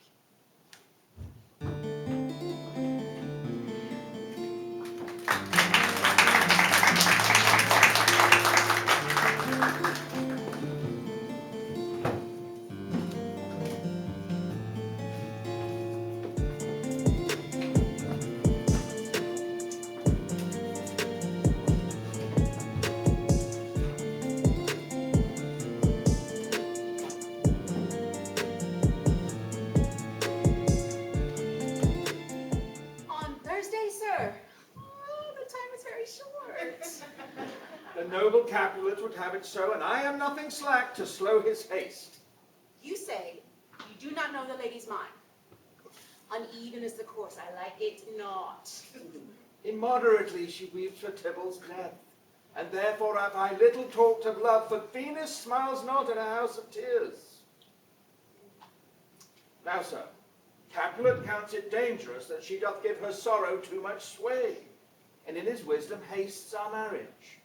Or to stop the inundation of her tears, which, too much minded by herself alone, may be put from her by society. Now do you know the reason of his haste? I would I knew not why it should be slowed. Look, sir, here comes the lady towards myself. Oh, happily met, my lady, and my wife. That may be, sir, when I may be a wife. Well, that may be, must be. On Thursday next, love. What must be shall be. Oh, that's a certain text. Come you to make confession to this father? To answer that, I should confess to you. Do not deny to him that you love me. If I do so, it will be of more price being spake behind your back rather than to your face. For so, thy face is much abused with tears. The tears have small victory for that. It was bad enough before their spite. Well, thou wrongst it worse than tears with that report. It's not a slander, sir, that is a truth, and what I spake to my face. Oh, thy face is mine. Thou hast slandered it. That may be so, for it is not mine own.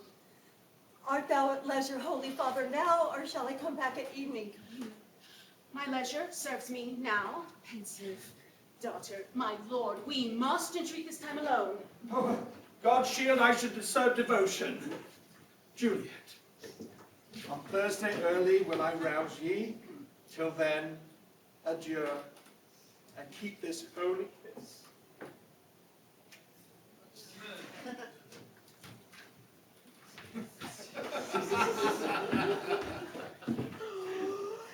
Shut the door! And when thou hast done so, join me in weeping beyond help, beyond cure, beyond hope. Juliet, I already know thy grief. It strains me past the compass of my wits. I hear thou must, and nothing may prorogue it, on Thursday next be married to this county. Tell me not, friar, thou hearest of this, unless thou canst tell me how I may prevent it. If, in thy wisdom, thou canst give no help, do thou but call my resolution wise, and with this knife I shall presently help out. God joined my heart and Romeo's, thou our hands. Some counsel, please. Oh, I long to die, if what thou speak of speaks not of remedy. Hold. Walter. I do spy a kind of hope, which craves as desperate an execution as is desperate, which we would prevent, if rather than marry County Paris thou hast the strength of will to slay thyself, then is it likely thou wilt undertake a thing like death to chide away the shame that copes with death himself in order to escape from it? And if thou darest, I'll give thee remedy. Oh, bid me leap, rather than marry Paris from yonder battlements of towers. And I will do it, without fear or doubt, to be an unstained wife to my true love. Hold.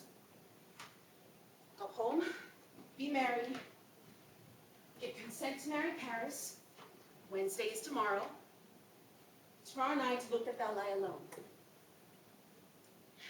Take thou this vial, being then in bed, and this distilled liquor drink thou off. When presently through all thy veins shall run a cold and drowsy humor, for no pulse, no warmth, no breath shall testify thou livest. Each part, deprived of supple government, shall, stiff and stark and cold, appear like death. And in this borrowed likeness of shrunk death, thou shalt continue 42 hours, and then awake, as from a pleasant sleep. Now, when the bridegroom in the morning comes to rouse thee from thy bed, there art thou dead. And in the manner of our country is, in all thy best robes uncovered on the bier, thou shalt be borne unto that same ancient vault where all the kindred of the Capulets lie.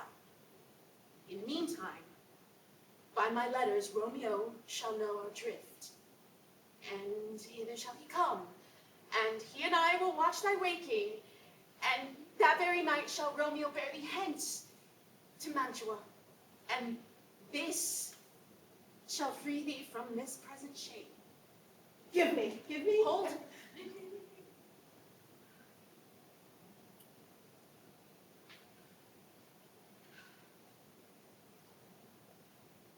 Get you gone. Be strong and prosperous in this resolve. I'll send a friar with speed to Mantua letters to thy lord. Love, give me strength, and strength shall help afford. Farewell.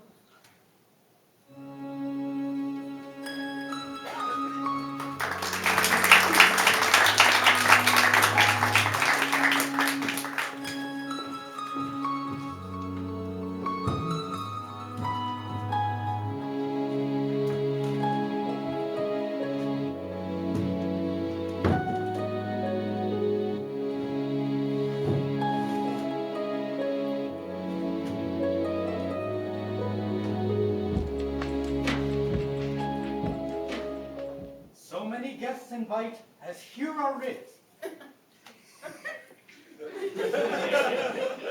What has Juliet gone to, Friar Lawrence? I forsooth. Well, he may chance to do some good on her. A peevish, self-willed harlotry it is. See where she comes from shrift, with a merry look. How now, my headstrong? Where have you been gadding? Where I did learn me to repent the sin of disobedient opposition, and to beg pardon. Pardon, I beseech you. Henceforward I shall ever be ruled by you. Send for the county, go tell him of this. I'll have this knot knit up tomorrow morning. I did see the noble lord in Lawrence cell, and I gave him what becometh love I might, not stepping over the bounds of modesty. Why, I am glad on it. This is well. Stand up. This is as should be. And let me see the county. Aye, Mary, go, I say, and fetch him hither. Now before God, this reverend holy friar, our whole city is much bound to him. Nurse, will you go with me into my closet to sort out what needful ornaments you see fit to furnish me tomorrow? No, not till Thursday. There is time go with her. We'll to church tomorrow. We will be brief in our provision. 'Tis now near night. Tush, I will stir about. Go you with Juliet, help to deck her up. I'll not to bed tonight. I'll walk myself to County Paris to prepare him up against this wedding day. My heart is wondrous light, since this same wayward woman is reclaimed.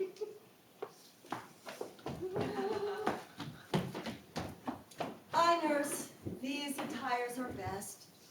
But gentle nurse, I pray thee, leave me to myself. What, are you busy? Home? Need you my help? No, madam. Let me now be left alone. And let the nurse this night sit up with you, for I am sure you have your hands full all with this so sudden business. Good night. Get thee to bed and rest, for thou hast need.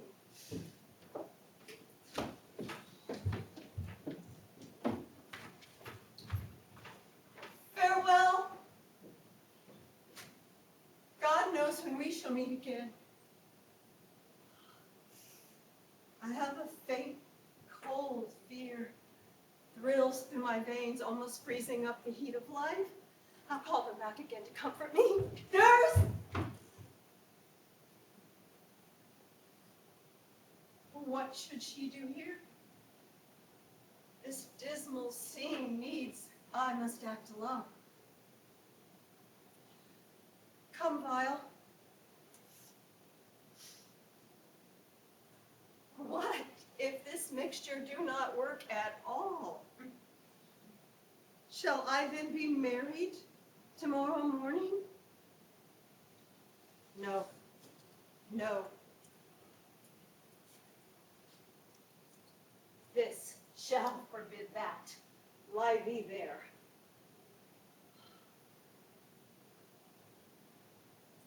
What if the friar subtly mixed a poison to have me dead?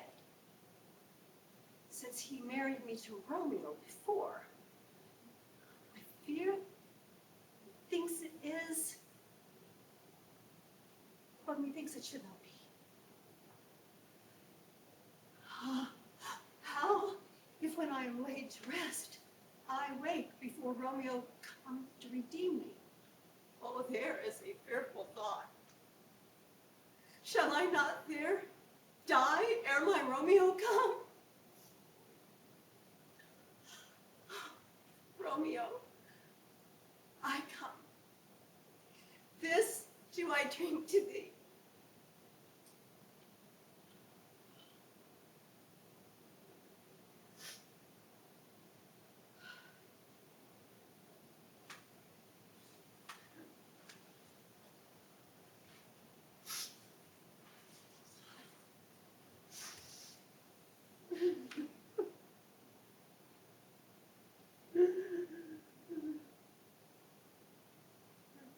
Mistress!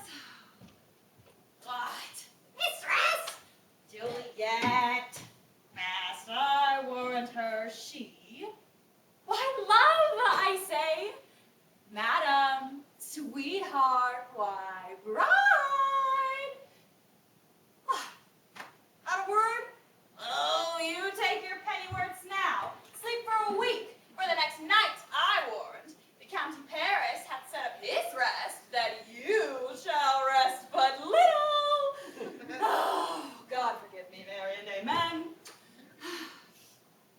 How sound is she asleep? Oh, I must needs wake her. Madam! Madam! Madam! Oh, let the county take you in your bed. He'll fright you up, in faith. Will it not be? What? Dressed? And in your clothes and down again? Oh, I must needs wake you. Lady! Lady? Lady? Alas, alas! Help! Help, my lady's dead! Oh, well a day that ever I was born, some aqua vitae! Oh, my lord! My lady!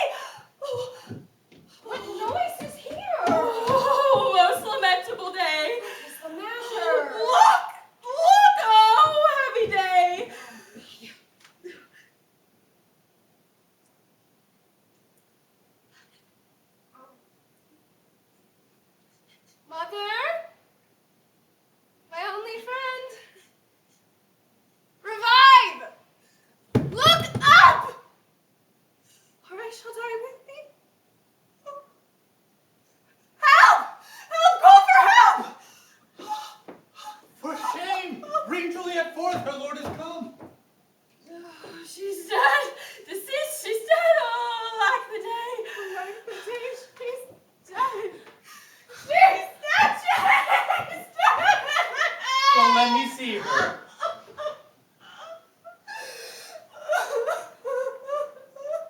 Out, alas, she's cold. Her blood is settled and her joints are stiff. Life and these lips have long been separated. Oh, most lamentable day. Awful time. Death, that is ta'en her hence to make me wail, ties up my tongue and will not let me speak. Come is the bride, ready to go to church? Ready to go, but never to return. Oh, sir, the night before thy wedding day hath death lain with thy wife. There she lies. Death is her husband now. We are all death's heir. Long have I thought to see this morning's face, and does it give me such a sight as this? Cursed, unhappy, wretched, hateful day! Most lamentable day, most woeful day that ever I did yet behold. Oh, most detestable death by thee beguiled, by cruel by thee quite overthrown. Uncomfortable time, why camest thou now to murder? Murder or solemnity? Peace! For shame! Confusion's cure lives not in these confusions. Now heaven hath all, and all the better is it for the maid. The most you sought was her promotion, for 'twas your heaven she should be advanced. And weep ye now, seeing she is advanced, above the clouds, as high as heaven itself. Dry up your tears. And, as the custom is, in all her best array, bear her to church, for though fond nature bids us all lament, yet nature's tears are reason's merriment. All things that we ordain in festival turn from their office to black funerals.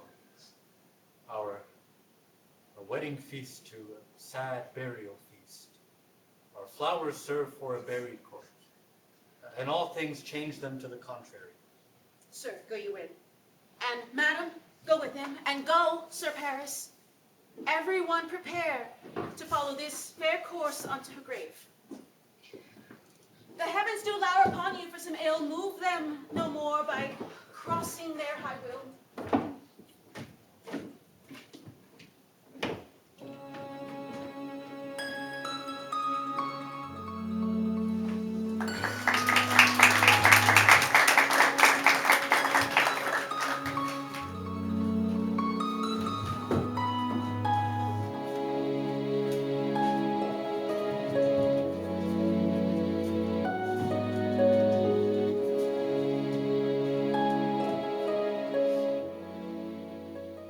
If I may trust the flattering truth of sleep, my dreams presage some joyful news at hand. And all this day, an unaccustomed spirit lifts me above the ground with cheerful thoughts. I dreamed my lady came and found me dead, and breathed such life with kisses in my lips that I was revived. I made an emperor. Ah! News from Verona! How now, Balthazar? Hast thou letters to me from the friar? How fares my lady? Are my children well? How doth my Juliet? That I ask again, for nothing can be ill if she be well. Then all is well and nothing can be ill. Her body's bound for Capel's monument, and her immortal part with angels lives. I saw her prepared for her kindred's vault, and presently took post to tell it you. Oh, pardon me, sir, for bringing such ill news, since you did leave it from my office, sir. Is it e'en so?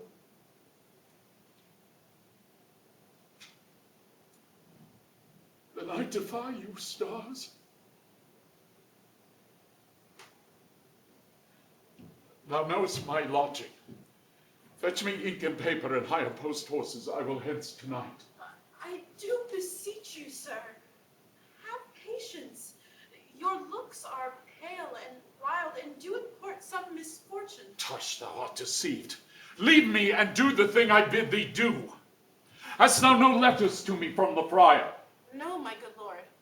'Tis no matter. Go and fetch those horses. I'll be with thee straight.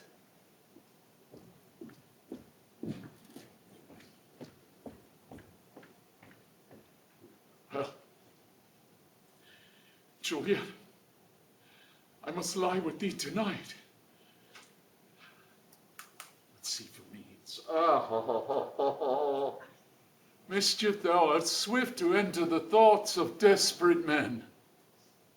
I do remember an apothecary, and hereabout she dwells, which late I noted, and if a man did need a poison, now here lives a caitiff wretch that would sell it him. This same thought did but forerun my need, and this same needy girl must sell it me. As I do remember, this should be the place. What ho! Apothecary! Who calls so loud? Come forth! I see thou art poor. Hold! Here's 40 ducats. Let me have a dram of poison, such soon speeding gear that will discharge itself through all the veins, that the life-weary taker may fall dead, and that the trunk may discharge itself in breath as violently as hasty powdered fire doth make its way from the cannon's womb. Such mortal drugs I have. But Mantua's law is death to any he that utters them. The world is not thy friend, nor the world's law. The world affords no law to make thee rich. Then break it, and be not poor, and take this. My poverty, but not my will consents. I pay thy poverty, and not thy will.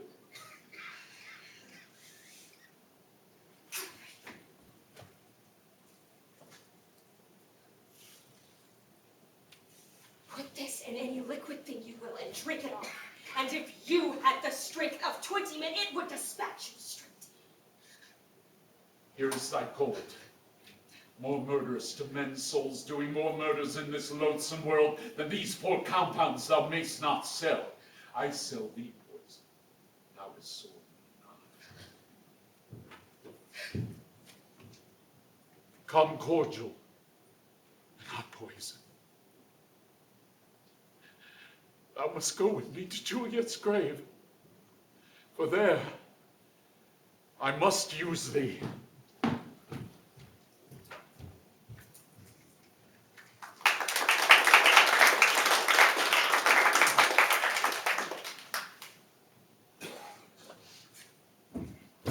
Holy Franciscan friar, brother Ho!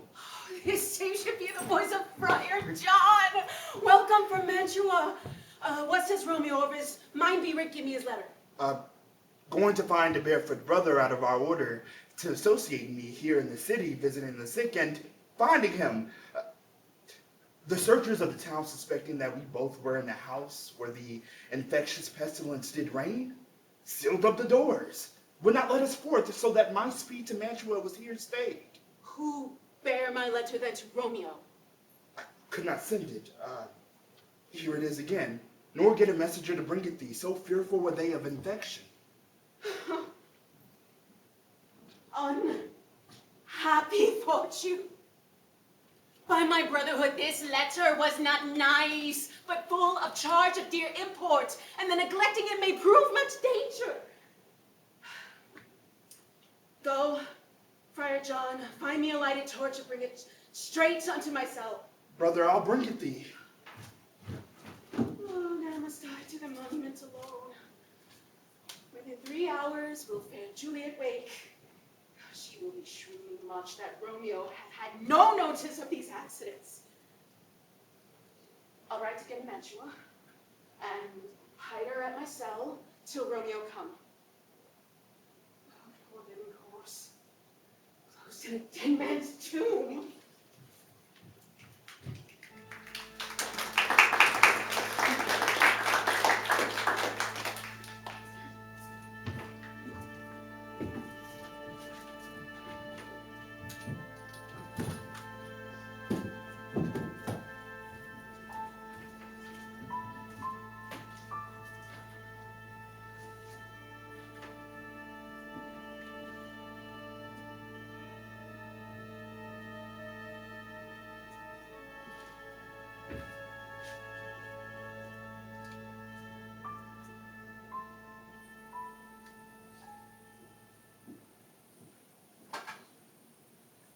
Give me thy torch, page.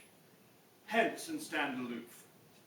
Yet put it out, for I would not be seen. Under yon yew tree lie thee all along, holding thine ear close to the hollow ground. So shalt no foot upon the churchyard tread, but thou shalt hear it.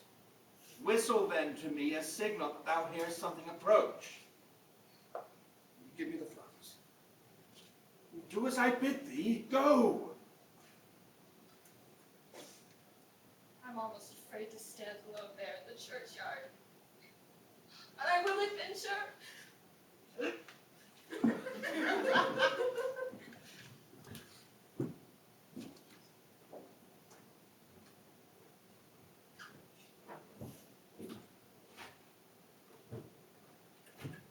Sweet flower, with flowers thy bridal bed I strew, which with sweet water nightly will I dew, or wanting that with tears distilled by moans. The obsequies that I for thee shall keep will be to strew thy grave and weep. Oh, the page gives warning that something doth approach. What cursed foot wanders this way tonight, to cross my obsequies and true love's right? What with a torch? Muffle me, night, a while.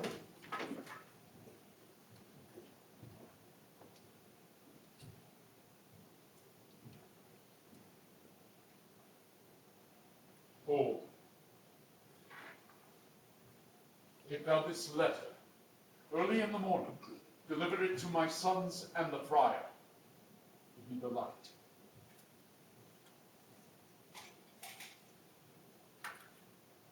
Upon thy life, I charge thee, whatever thou seest or hearest, stand all aloof and do not interrupt me in my course. But if thou foolish doth return to pry in what I intend to further do, I will tear thee joint by joint and strew this hungry churchyard with thy limbs. I will be gone, sir, and not trouble you.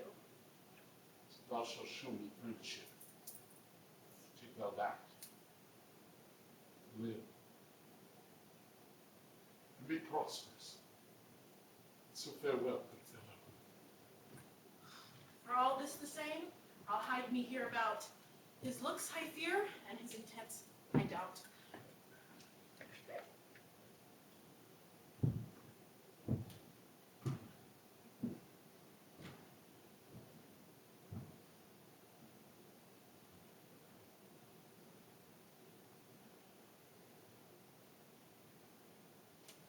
This is that banished haughty Montague, who murdered my love's cousin, with which grief it is supposed the fair creature died. And here is come to do some villainous shame to the dead bodies. I will apprehend him. Stop thy unhallowed toil, vile Montague. Can vengeance be pursued further than death? Condemned villain, I do apprehend thee. Obey, and go with me, for thou must die. I must indeed, and therefore came I hither. Oh, are they fine? I will go call the watch. Good, gentle sir, tempt not a desperate man. Fly hence, leave this place, I beseech thee. Put not another sin upon my head by urging me to fury. Oh, be gone! I do defy thy conjurations, and apprehend thee for a felon here. Wilt thou provoke me? Have at thee, man! Ha! Ha! I am slain. Oh, if thou be merciful, bury me with Juliet.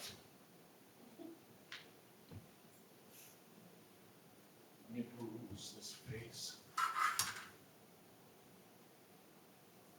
Mercutio's kinsman, the noble Count in Paris.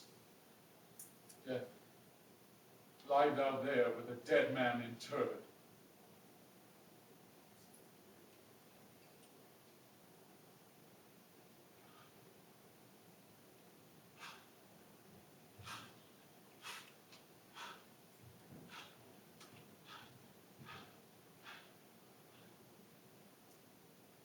How oft, when men are at the point of death, have they been merry?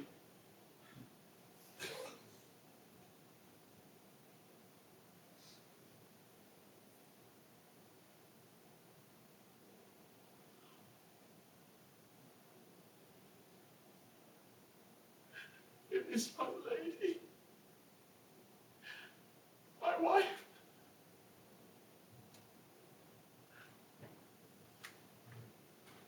Death that sucked the honey of thy breath had no power yet upon me.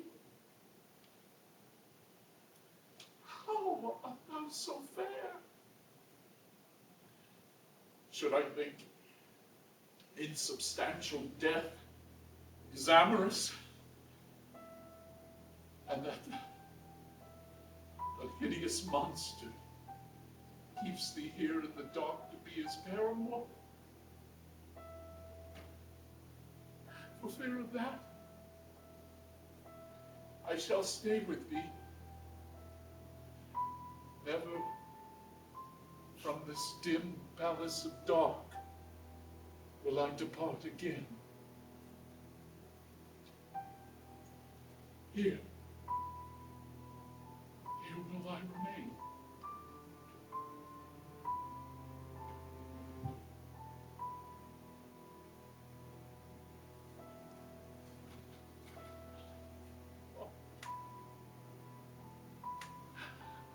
Eyes, look your last.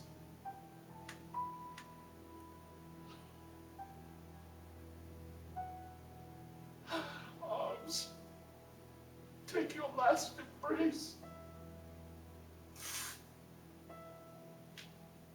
Oh, you lips, seal with a righteous kiss a taintless bargain to engrossing death.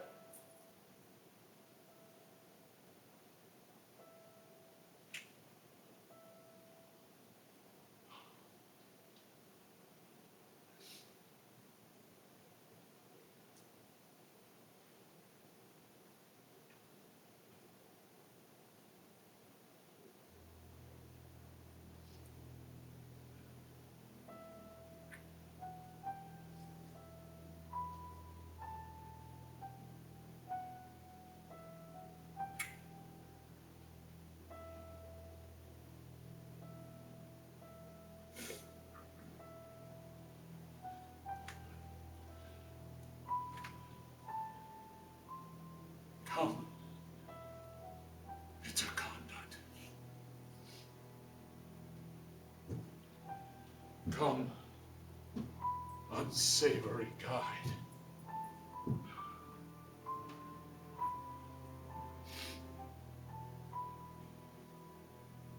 Here's to my love.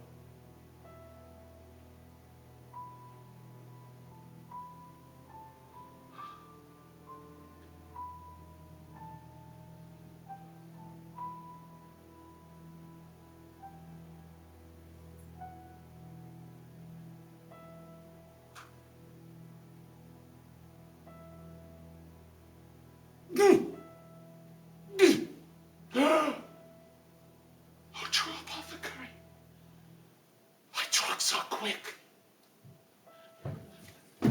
Thus, with a kiss, I die.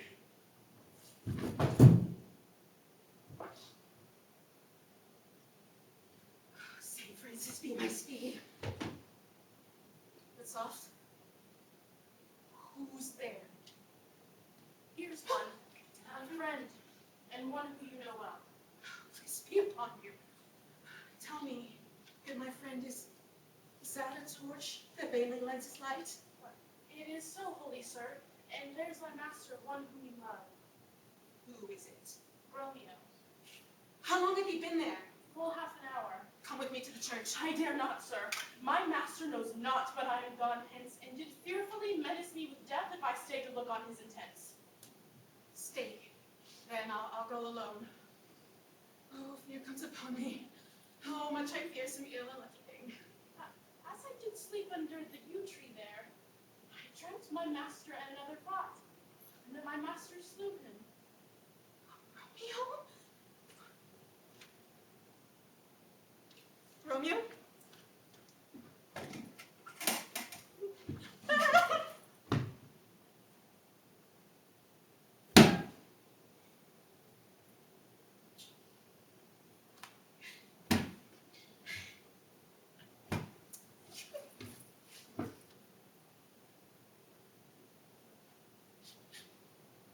else.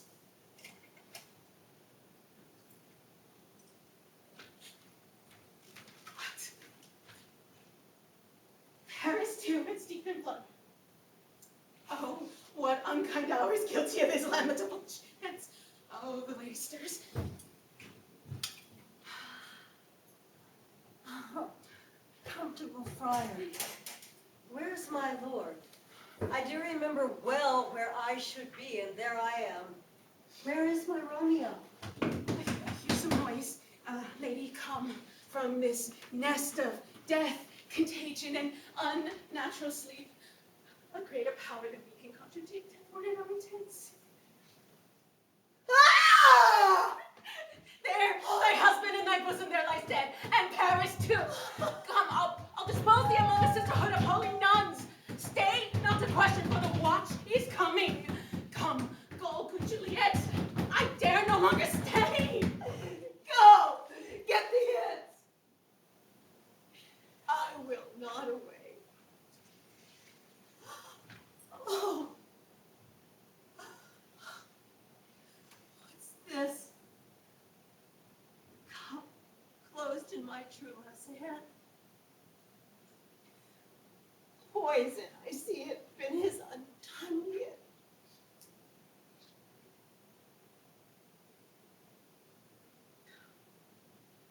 Cheryl, drunk all, and left no friendly drop to help me after.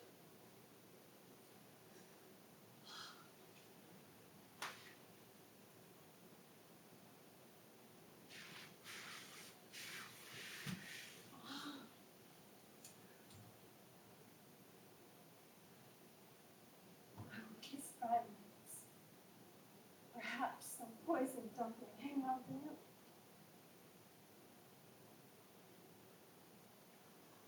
Oh, thy lips are warm.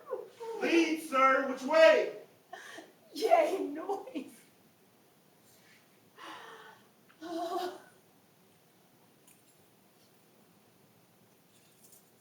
I shall be brief. Oh, happy dagger. This is thy sheath. Fair rust, and let me die.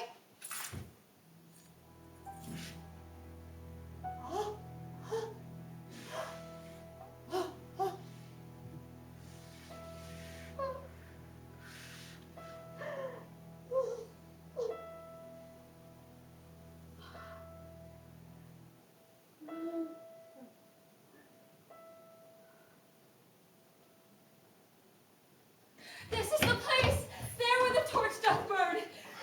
The ground is bloody. Search about the churchyard. Go, some of you, whoever you find attached. Pitiful sight! Here lies the county slain! And Juliet bleeding! Mormon new dead! Go! Tell the prince! Run to the Capulet to raise up the Montagues! Here's Romeo's page. Found her in the churchyard. Here's a friar that trembled, sighed, and wept as he was coming from this churchyard side. Great suspicion. Stay the friar too. What misadventure is so early up that calls our person from our morning's rest?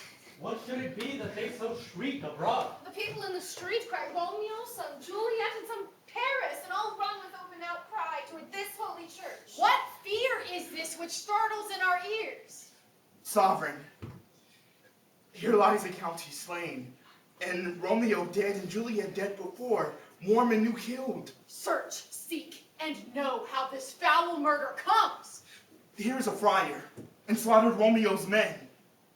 Oh heavens. Oh wife, see how thy mother bleeds. This dagger hath misstained, for lo, his house is empty on the back of Montague, and it missheathed in thy mother's bosom. Oh, this sight of death is as a bell that warns my stained heart to a sepulchre. Come, Montague, for thou art early up to see thy father's gone more early down. What further woe conspires against me now? Look, and thou shalt see. seal up the mouth of outrage for a while till we can clear these ambiguities. Bring forth the parties of suspicion. Then say at once what thou dost know in this.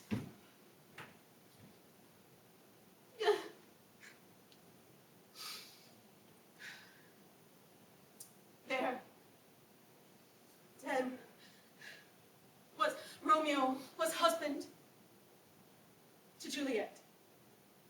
And she, there dead, that Romeo's faithful wife. I married them. And their stolen marriage day was Tybalt's doomsday, whose untimely death banished the new-made bridegroom from the city, and for whom, not for Tybalt, Juliet pined. You, to remove that siege of grief from her, betrothed and would have married her perforce to county Paris. Then comes she to me, and with wild looks bid me devise some mean to rid her of the second marriage, or there, in my cell, she would kill herself. Then I gave her, so tutored in my art, a sleeping potion which wrought on her the form of death. Meantime I writ to Romeo that he should come hither as this dire night to take her from her mortal grave.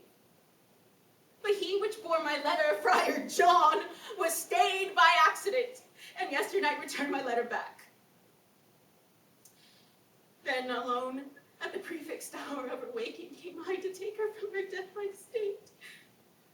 But some minute at the time of her waking, here untimely lay the noble Paris, and true Romeo dead. She wakes, and I entreated her come forth. But a noise did scare me from the church, and she, too desperate, would not go with me, but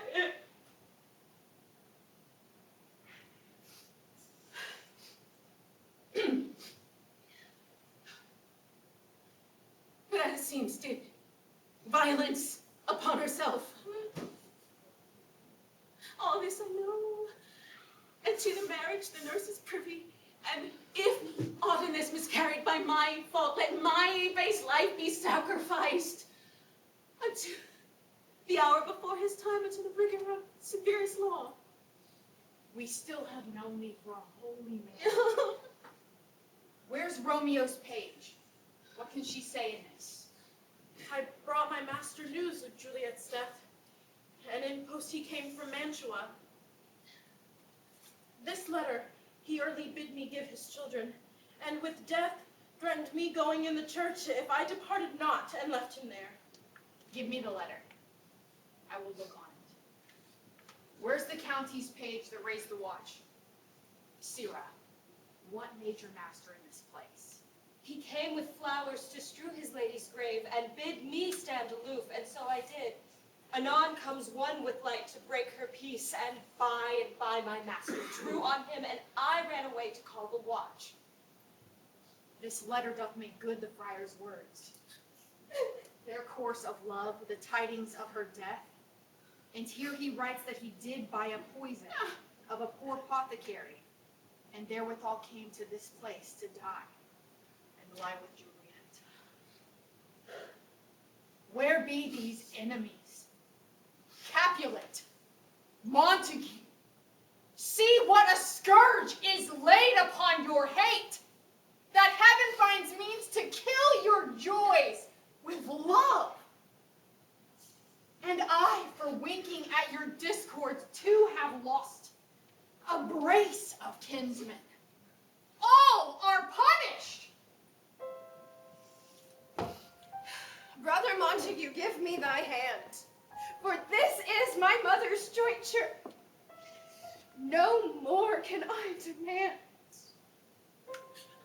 And I will give thee more, for I will raise her statue in pure gold, that while Verona by that name is known, there shall never be a figure at such rate be set as that of true and faithful Juliet. As rich shall Romeo's by his ladies lie, poor sacrifices of our enmity. A glooming peace this morning with it brings. The sun, for sorrow, will not show his head. Go hence, to have more talk of these sad things. Some shall be pardoned, and some punished. For never was a story of more woe than this of Juliet and her Romeo.